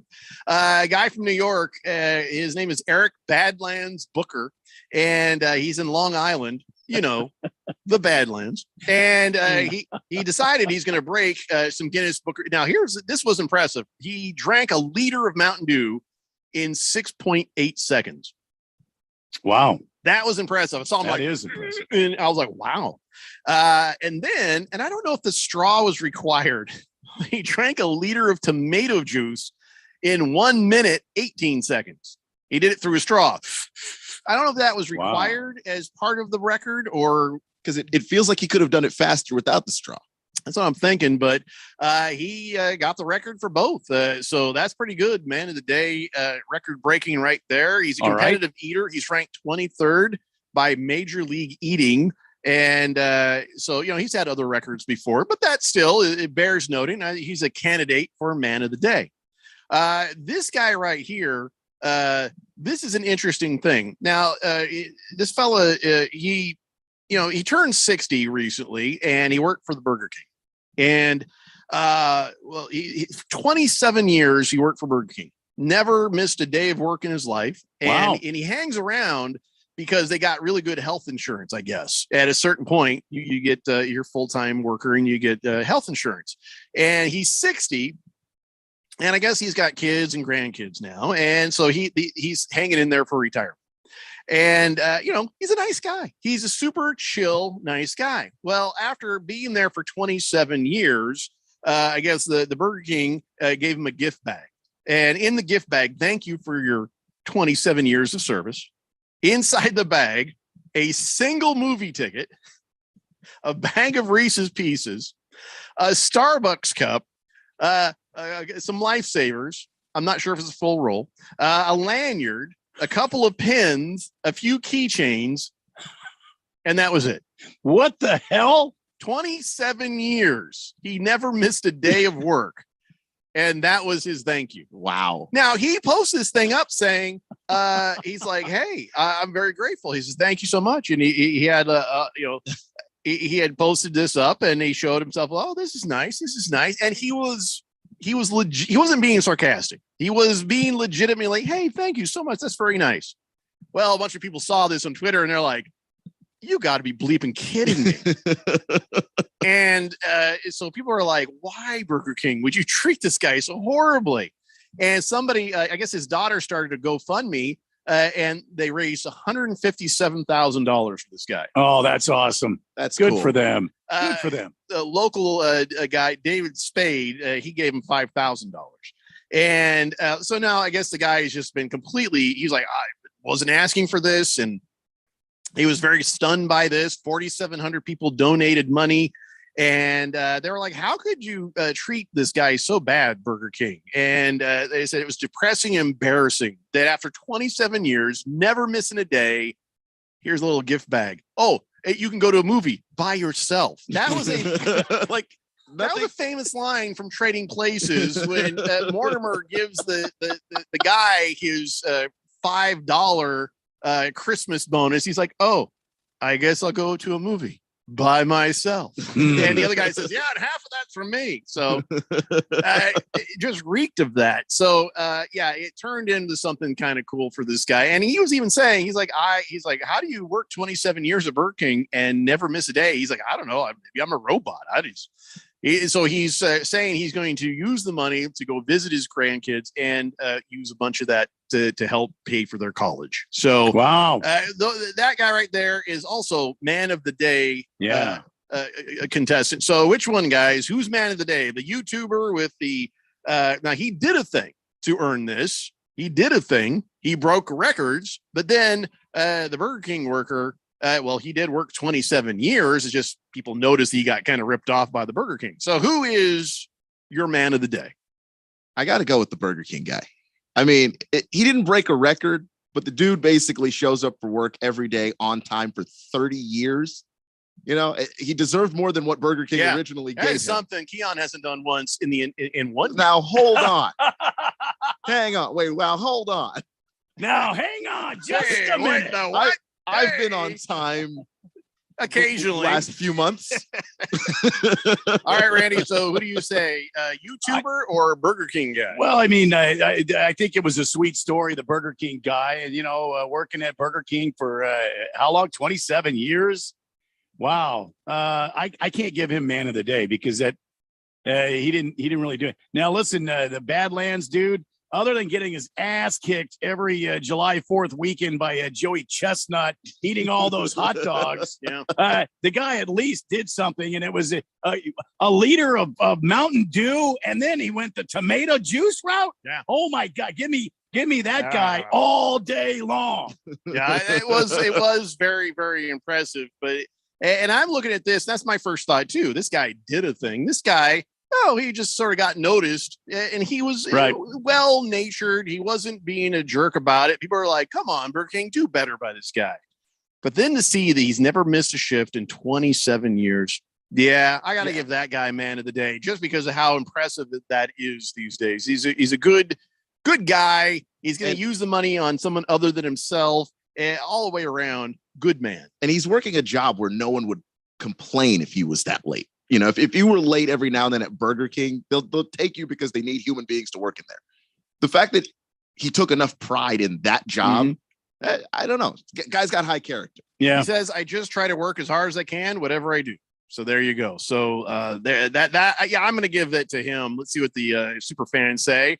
Blissful Hayes says, man of the day is the guy who beat an alligator with a frying pan. No, he's not. That guy's a jackass. You can look at my Twitter and see why I said that. At RadioPal1580. Faded Hero Icon says, BK guy definitely got shafted. Chief Skull says, the man who worked 27 years for Burger King is man of the day. First, it's Burger King, where most people refuse to even work for fast food places. And YouTuber guy's an idiot who just has a stomach ulcer waiting to happen. Come on. It was a liter of Mountain Dew and a liter of tomato juice, man. Ew. Yeah. He could have done that without the tomato juice.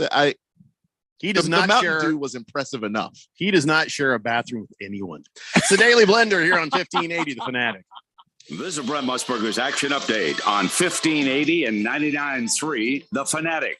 Heads up, sports bettors. Right now, you can try VSiN All Access free for 30 days with no credit card required. Visit vsin.com/free month to sign up now.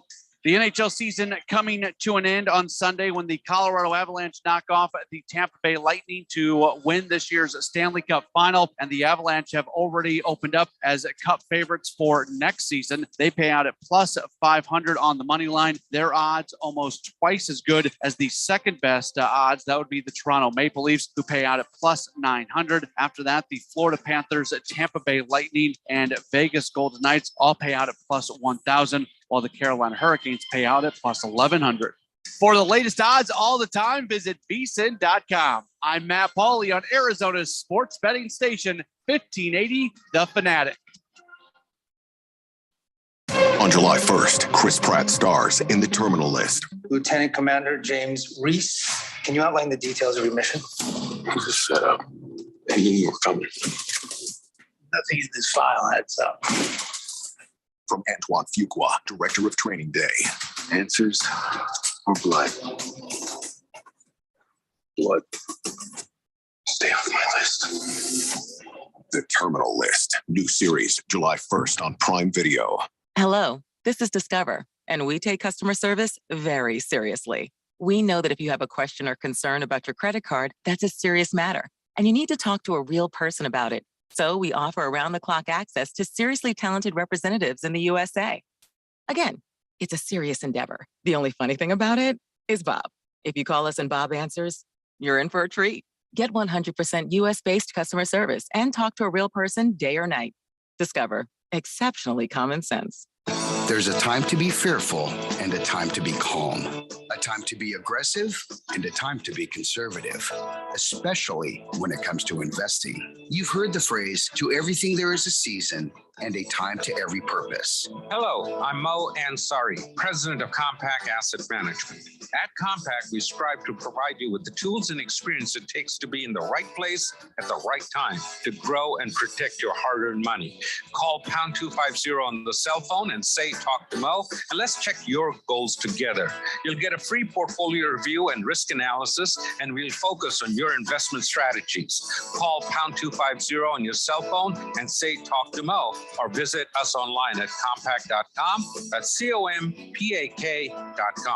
Compact Asset Management is a registered investment advisor, funds custodian, Fidelity Institutional Wealth Services, member FINRA, SIPC.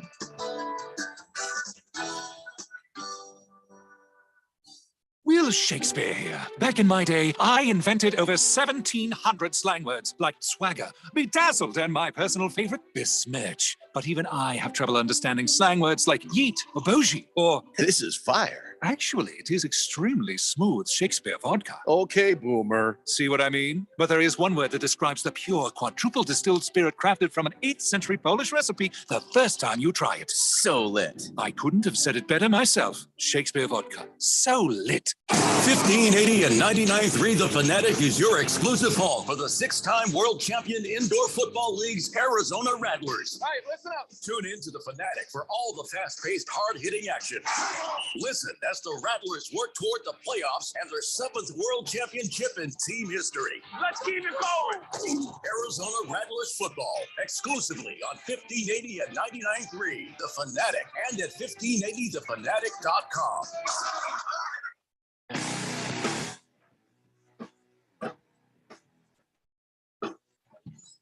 Welcome back to the Daily Blender of 1580-99.3 The Fanatic as we roll through a Monday. Got to remind you, you can go yard all season long with $5 Dinger Tuesdays on the FanDuel Sportsbook. This season, all customers will get $5 off every home run hit by both teams when you place a $25 to hit a home run wager on Tuesday MLB games. Now, keep in mind, it's Tuesdays only. And the best part about Dinger Tuesdays is even if your bet loses, FanDuel will still pay you $5 for every home run. You might go after, I hate to say that, you might go after the Yankees. They've been, Aaron Judge, good night. 28 home runs or something like that this season. He's hitting the ball long. Paul Goldschmidt's been hitting the ball out of the park here lately. I mean, he's been in a bit of a cold spell lately.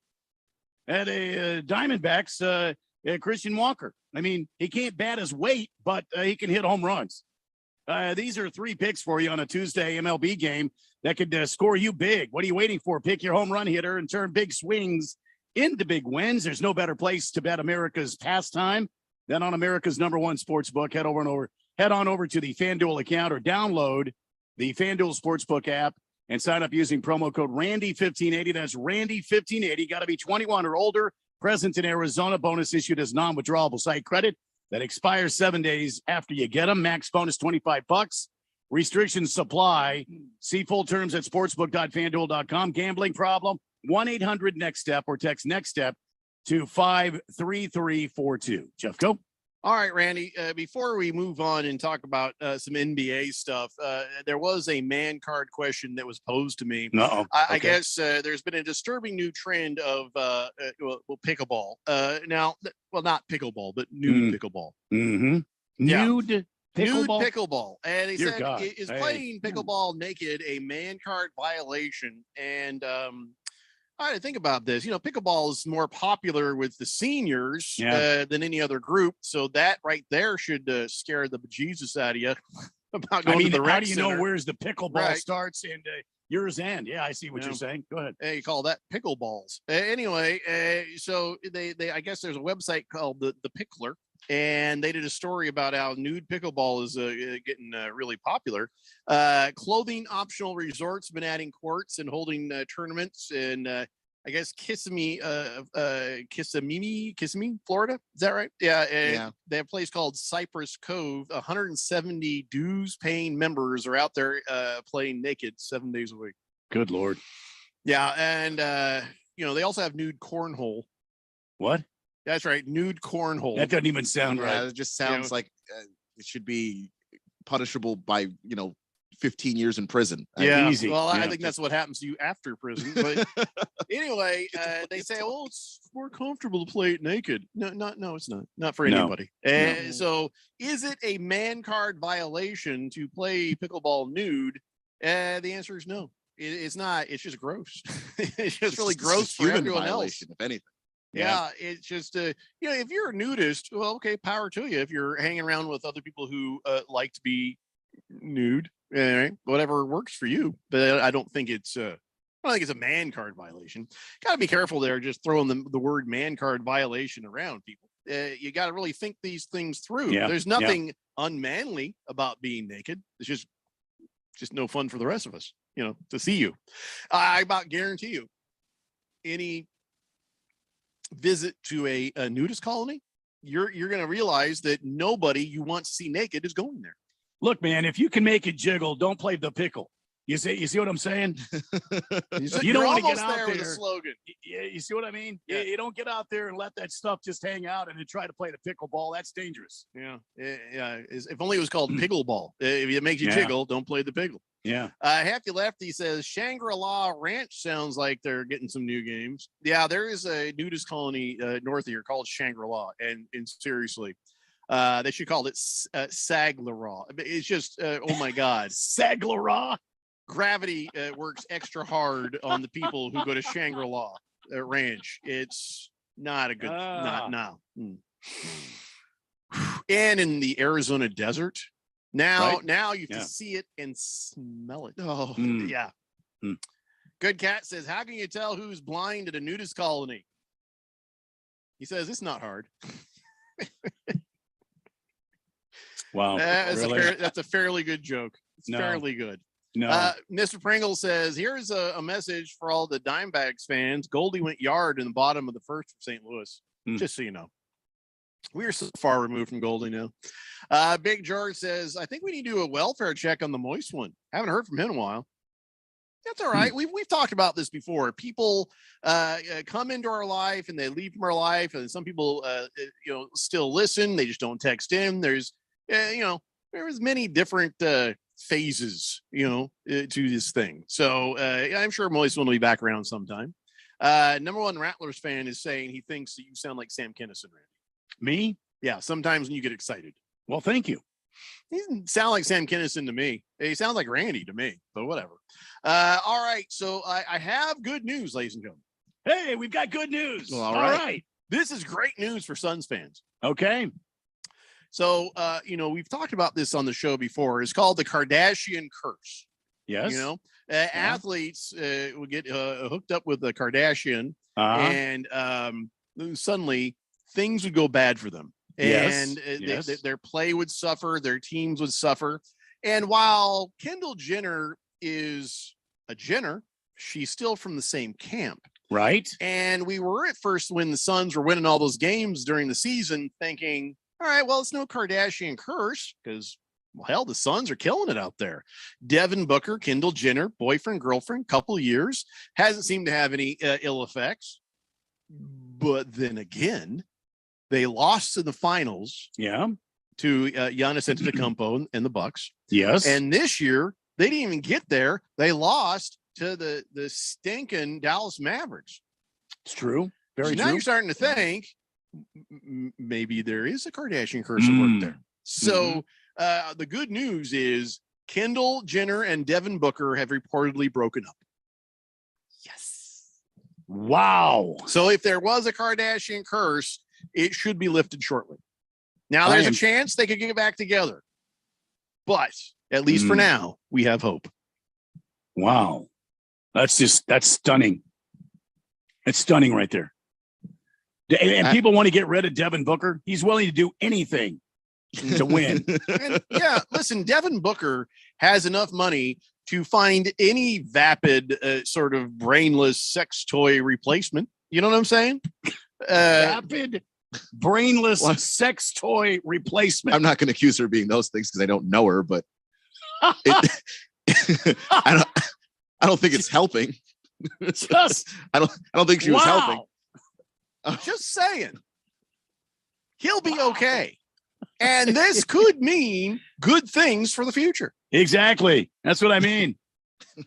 That's what I'm going to go out. I think I'm going to pull up my my FanDuel account right now, and I'm going to put some money down on the Suns to win next year, the championship all the way through. I'm going to make money on this because, Booker, he broke up with the what was it? Vapid sex toy. What did you say? Kendall Jenner. Just say Kendall Jenner. Kendall Jenner. Yeah. There you go. That's what I'm doing. Oh, good Lord.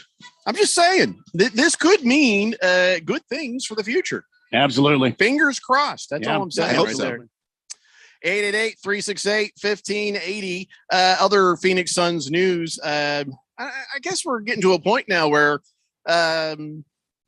this doesn't matter, and it's a good thing. I guess Ryan Resch, he's a kid that works for the Suns as vice president of strategy and evaluation for the Suns. He's a I guess basically the front office chief of staff, if you will. Okay. He came out gay, and he says, "Oh, I'm just trying to normalize things." And I was just like, okay, who cares if you're gay? Nobody cares if you're gay. And it's a good thing that we're kind of at that point. It's like, okay, you're gay. Great. Okay.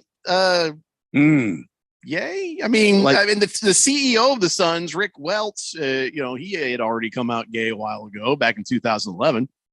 And I guess, okay. Yeah. On one hand, I'm like, okay, representation matters. You see people that look like you in positions of power and in certain other positions. You feel good about it. Right. But we have reached the point where it's not news. Yeah. It's like, this would have been brave of you 10 years ago. This would have been brave of you before. Now it's just sort of like, hey, look at me. I'm gay too. Okay, good.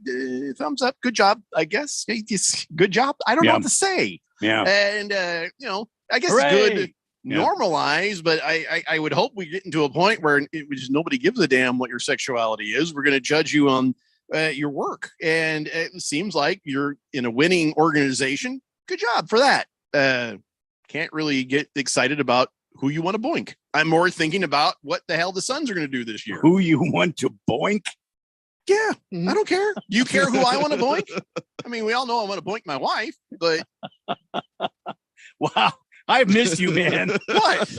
Hey, you're just coming up with some good ones today. I'm just, this is a good But time. I agree. It's a good time, that we're at a point where nobody cares that this fella is gay. No, but I don't care. And I don't think it has anything to do with your job. I don't think it has anything to do with anything. Let's just, let's move on and do what we need to do. But yes, it hasn't been that long, and so maybe we should continue to normalize these things. But at some point, just let it be normal. Chief Skull says the only reason this was a story about him coming out as gay working for the Suns is because of the Sarver issue. Well, what was the issue with Sarver? Does he not like gay people? Was there some story about that? I've never heard that. Yeah, I hadn't heard that either, unless they're just saying that the workplace discrimination / harassment just involved everything. Well, we already know Sarver wants to boink everybody, so it doesn't matter what Sarver thinks of this.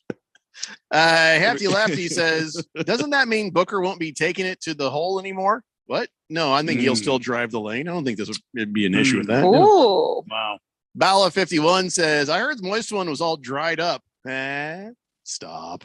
Jiggy says, I'm still here, though I don't text that often anymore. He's not kidding. Jiggy. His last text was June 1st. Yeah.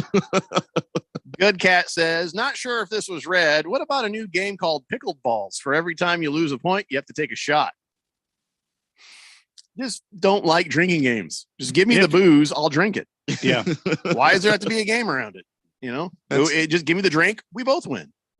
Simple as that. No, that's fair. So, all right. It's cool. It's cool. This Ryan Resch is gay. Okay. That's good. That's, but are we there yet? Are we to the point where these don't need to be mentioned anymore? And by the way, anybody who works with this guy is probably like, yeah, we knew. Yeah. No, it's okay, Ryan. We knew.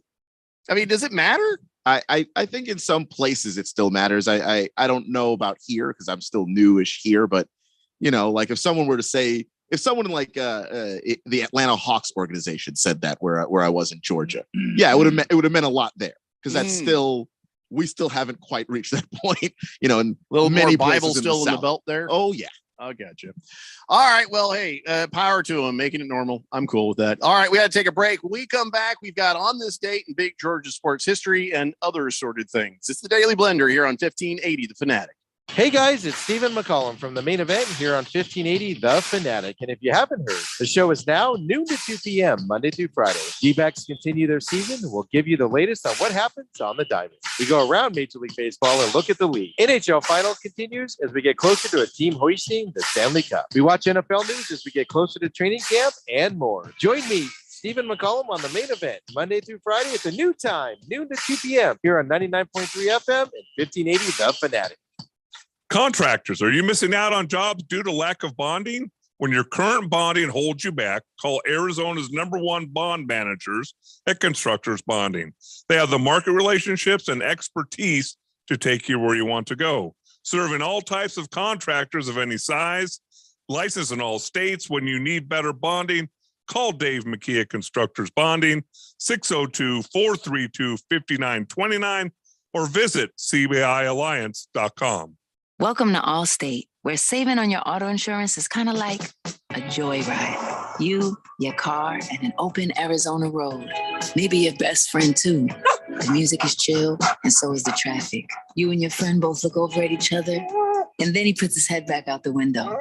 Allstate. Here, better protection costs a whole lot less. You're in good hands with Allstate. Click, call, or visit allstate.com to save today. Allstate and affiliates offer products and services subject to availability, terms, and conditions. Your home has gone way up in value, but have you taken advantage of it? This is Rob Canyer with a phenomenal opportunity to tap into some of your home equity, earning tax-free income and eliminating your mortgage payment while staying in your home as long as you want. With home prices leveling off, don't wait to learn more about the new reverse mortgage. This is a safe and proven money-saving and tax-free income opportunity for homeowners age 62 and older. Call me, Reverse Rob, and learn more today at 602-REVERSE. That's 602-738-3773, or download my app by searching Retire Right with Reverse Rob. Market Wrap host Mo Ansari talks about the benefits of a financial advisor. Not only the technicals and the fundamentals and the valuation, but you have to look at the macro picture. And that requires a lot of work where you're looking at the sectors and industries within the sectors. And then you find the stocks within the sectors that are doing better. And then you have to do the work on those individual stocks. And you sort of go to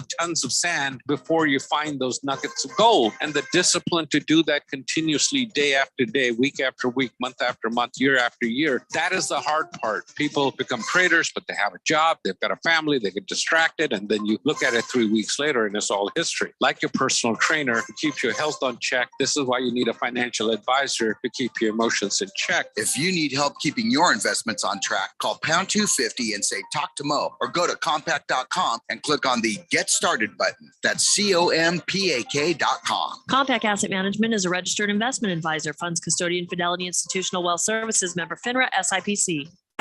If it's local, we talk about it. 1580 and 99.3. The Fanatic.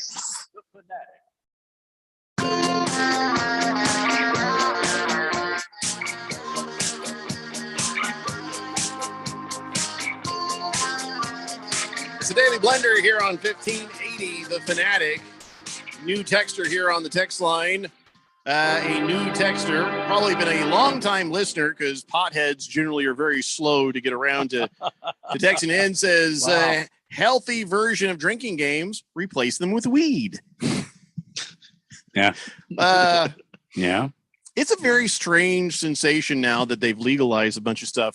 This morning, I'm driving down the road. There is a cop over here in the left lane, and somebody with just pot smoke billowing out of their vehicle. And you can smell it. Everybody can smell it. And you know, the cop is just sitting there like, that used to mean something.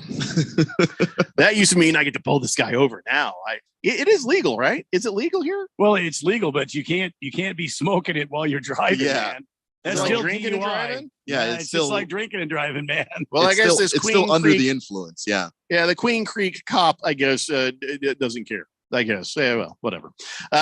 So it was a strange sensation. Be like, yep, nothing to be upset about. 888-368-1580. Hefty Lefty says, I'd have to ask my friends that are gay and lesbian, but I think the ultimate goal of increased representation would be to get to the point, like, in the story here, that someone's sexual preference is irrelevant. I kind of hope we were already there, but if I am wrong, then okay, then that is a good thing. I guess it's not a brave thing here at this moment in time, but maybe people watching from the outside, other places, it does matter. So fair enough. And Hefty says, did you see the news about the world record python that was found in Florida? Over 200 pounds. Researchers say they found the snake inside of Shaq's pants. Oh, wow. That's a plot twist. Did not see that coming. It's not news because Charles Barkley has seen it. 888-368-1580. Wow. Don't even know what I'm saying. Big George, well, we haven't done it yet. He says, hey, thanks for doing on this Dayton sports history. I'm going to do it later. I haven't done it yet. Bala51 says, sources close to me say that Kendall Jenner was cheating on Booker with DeAndre Ayton. The drama continues. I like that. Sources close to me. You're right. Some crap that Bala 51 just made up. Yeah. The source is in my head. Number one Rattlers fan says, hey, do you see a story about OBJ taking a hit on his salary because of the Bitcoin? He lost like $700,000. It's done nothing but go down since the day he warned everybody. I did. I warned everybody. Yeah. When Bitcoin came, it kept going up and up and up. I was like, you know what? Get your gains now. Get your gains now, because I don't know what day, but there will be a day that's going to go right down, because somebody's going to step in. There's going to be some sort of regulation put on it or something. Something's going to happen. And all these athletes pay me in Bitcoin. Okay. Well, it seems like a good idea at the time. Only now it doesn't. Because yes, now the athletes who said pay me in Bitcoin, they're getting paid so much less than they would have if they just taken the check to the bank. So I have so Aaron Rodgers was doing this thing on Twitter, I think in like November, where he's just giving out Bitcoin to people to try and get people used to using it, is basically the concept there. So I just, tweeted at him and said, sure, I'll take the Bitcoin. And I got $10 in Bitcoin from Aaron Rodgers. Nice. And I haven't touched it. I just let it sit there. Sure. I now have $3.28. I can't imagine if I got a contract paid to me in this stuff. You now have a third of the money that you would have. See, that's pretty smart, Keon. That's pretty smart. Just see what happens. It's only $10, right? Yeah. If it goes up, then I've made more money, and I'll withdraw it if it gets big enough. And if it doesn't, well, it was $10 and it wasn't mine in the first place. Not a bad gamble. Big George says, Jeffrey, speaking of Queen Creek, I saw longtime Mayor Gail Barney died last week at the age of 74. The question is, are you taking over as mayor? No, dear God, no. I'd want to be mayor of a place I'd actually want to live in. Number one Rattlers fan says, yo, here's the real rub on the OBJ story. He had to pay taxes on it. He had to pay taxes on the original amount. So he lost even more money. Damn. That is sad. But you know what? I warned you. All right. So we might as well do this. Let's do this right now. Let's get this out of the way. Ladies and gentlemen, it's time now for On This Date in Big George's sports history. Back in the year 1894 at 11 a.m. in the morning, American Annie Londonderry set off from the Massachusetts State House in Boston and began her journey to become the first woman to bicycle around the world. 24-year-old girl wore a long skirt, corset, and high collar, carried with her a change of clothes and a pearl-handed pistol. She successfully completed her journey 15 months later. Wow. 15 months. 15 months to go around the world on a bike. Yeah. 1895, she collected a $10,000 prize. How much is that worth in today's money? But if it was in Bitcoin. No. About $87. Inflation, and then you have to just subtract it all again. Yeah. So basically, she made $83. Yeah. But that's pretty impressive, not just because she's a woman, but because she had to do it in proper, high proper collar, attire, long skirt, and I guess she went through quite a bit. They went through quite a bit. At one point, she and another cyclist were almost killed by a runaway horse and wagon. Yeah, that'd be Randy White going, I won't do a car. Laugh all you want. When I have the final combustion engine on Earth, you'll be thinking. I'll still have a combustion engine as long as I can get gas. Anyways, another top point, I guess in Gladbrook, Iowa, Annie broke her wrist when she crashed into a group of pigs. That's right. Damn pigs. And then she had to wear a cast for the rest of her trip. So, that's a tough girl right there. Not bad. But how do look it up, Keon, would you? $10,000. If $10,000 in 1895, what's that worth today? I don't even know if they have a calculator for that. But Ukla says, how the hell do you bicycle across an ocean? Well, I'm sure she had a boat taker. Yeah, I think they let you take a boat to the next place. But there might have been some sort of for the contest money. Like they say, you have to take a boat from here to here, then you have to ride from there to there. Or maybe they put the thing up on blocks. You got to pedal the entire time the boat is going across the ocean. I don't know the rules, man. I'm just reporting the story. So it's a good point. You can't Unless you have to do it during the winter when the oceans are frozen. Oh, that's smart enough. Yeah. I don't think that ever happens. When the oceans are frozen. Yeah, as you know, they do get in December. I don't think they ever freeze. Well, there was an ice bridge between Alaska and Russia at some point. But at some point, yes. Did you say 1895? 1895. Yeah, $10,000 in today's money would be $347,971. How about that? It's not bad So, yeah, for just over- 24-year-old making her way in the world, starting out. That's not bad at all. Yeah, so just over $250,000. So, and she was American, Annie Londonderry. There you go. Thank you, George. Hefty Lefty says, what were Iowa police harassing this cyclist for anyways? She crashed into the pigs. No. Come on, Hefty. No, come on. You could do better than that. Wow. Hey, I gave you good news about, the Kardashian curse. Yes, more good possibly news. Okay. being lifted. Well, Yes. no. This might be bad news. Hey, did you see in the footage of Luka Doncic playing for Slovenia? In 1 month, it looks like he has slimmed down, and it's scary. He took all the comments about him looking doughy, and over the last month he got a haircut, and he's been working out, and he has slimmed down, and he seems to put on some muscle tone while he was at it. He's looking like he's pissed off and ready to go. Well, good. He's got to reach that point in his career. Everybody does. Where Charles Barkley reached it, where teammates told him, "Hey, if you don't drop that weight, it's not going to work for you." Well, he found it later. Michael Jordan had to do it, though. His was he just kept getting beat up by the Pistons, so he had to put on muscle. But everybody figures it out. Steph put on muscle recently because he realized, I have to be the primary guy to score on this team, and guys figure it out. So if this stands, if he stays this fit, that is bad news, actually, for the likes of the Phoenix Suns in the future. But he looked like a completely different Luka Doncic. I don't know if you've seen any of the photos of him I just playing. pulled up the picture. Yeah, that's a different person than the person we saw 2 months ago. Yep. So that's kind of bad news right there.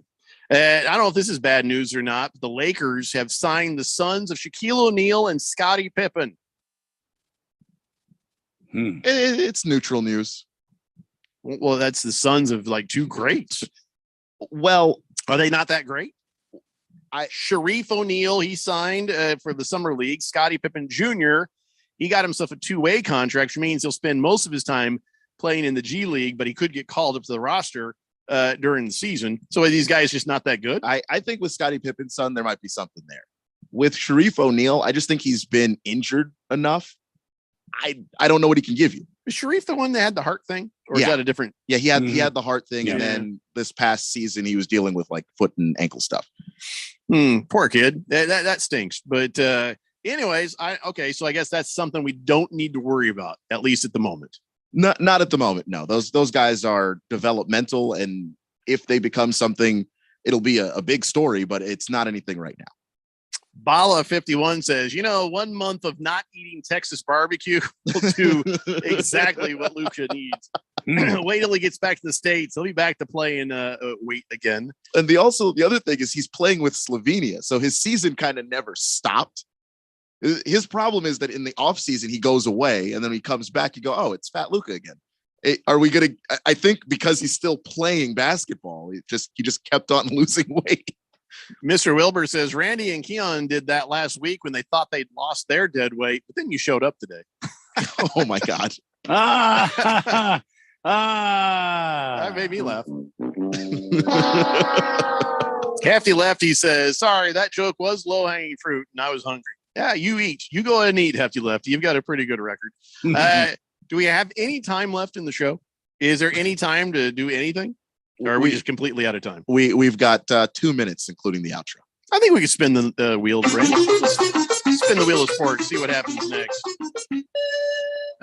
Okay.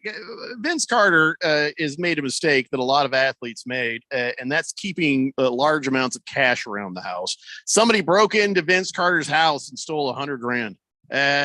In Atlanta, They broke in and I get about midnight or so. And I guess he and his wife and their kids were actually there in bed. And they heard loud noises out there. So they called the 911 and she took the kids into, and hid. I don't think Vince was there. But anyway, why you got $100,000 in your house? Because he didn't invest in Bitcoin. Well, you'd have $500,000 at the house had he done that. So, just you hear every now and then a story. Somebody broke into an athlete's house. They take $1 million in jewelry or $100,000 in cash. It's like, well, what is wrong with you people? The jewelry I kind of get because if you're using it, but the cash, you're just begging to get robbed. You're begging to get robbed. It doesn't help you in your house. Yeah, either get super good security or put that crap in a safe, or the bank. I'm just saying. Anyways, all right, guys, that's it for us. We'll be back in your radios again tomorrow at 3 p.m. Thanks, Lost Toby. It's the Daily Blender here on 1580 The Fanatic. If you're an IT professional looking for an opportunity with great benefits and the freedom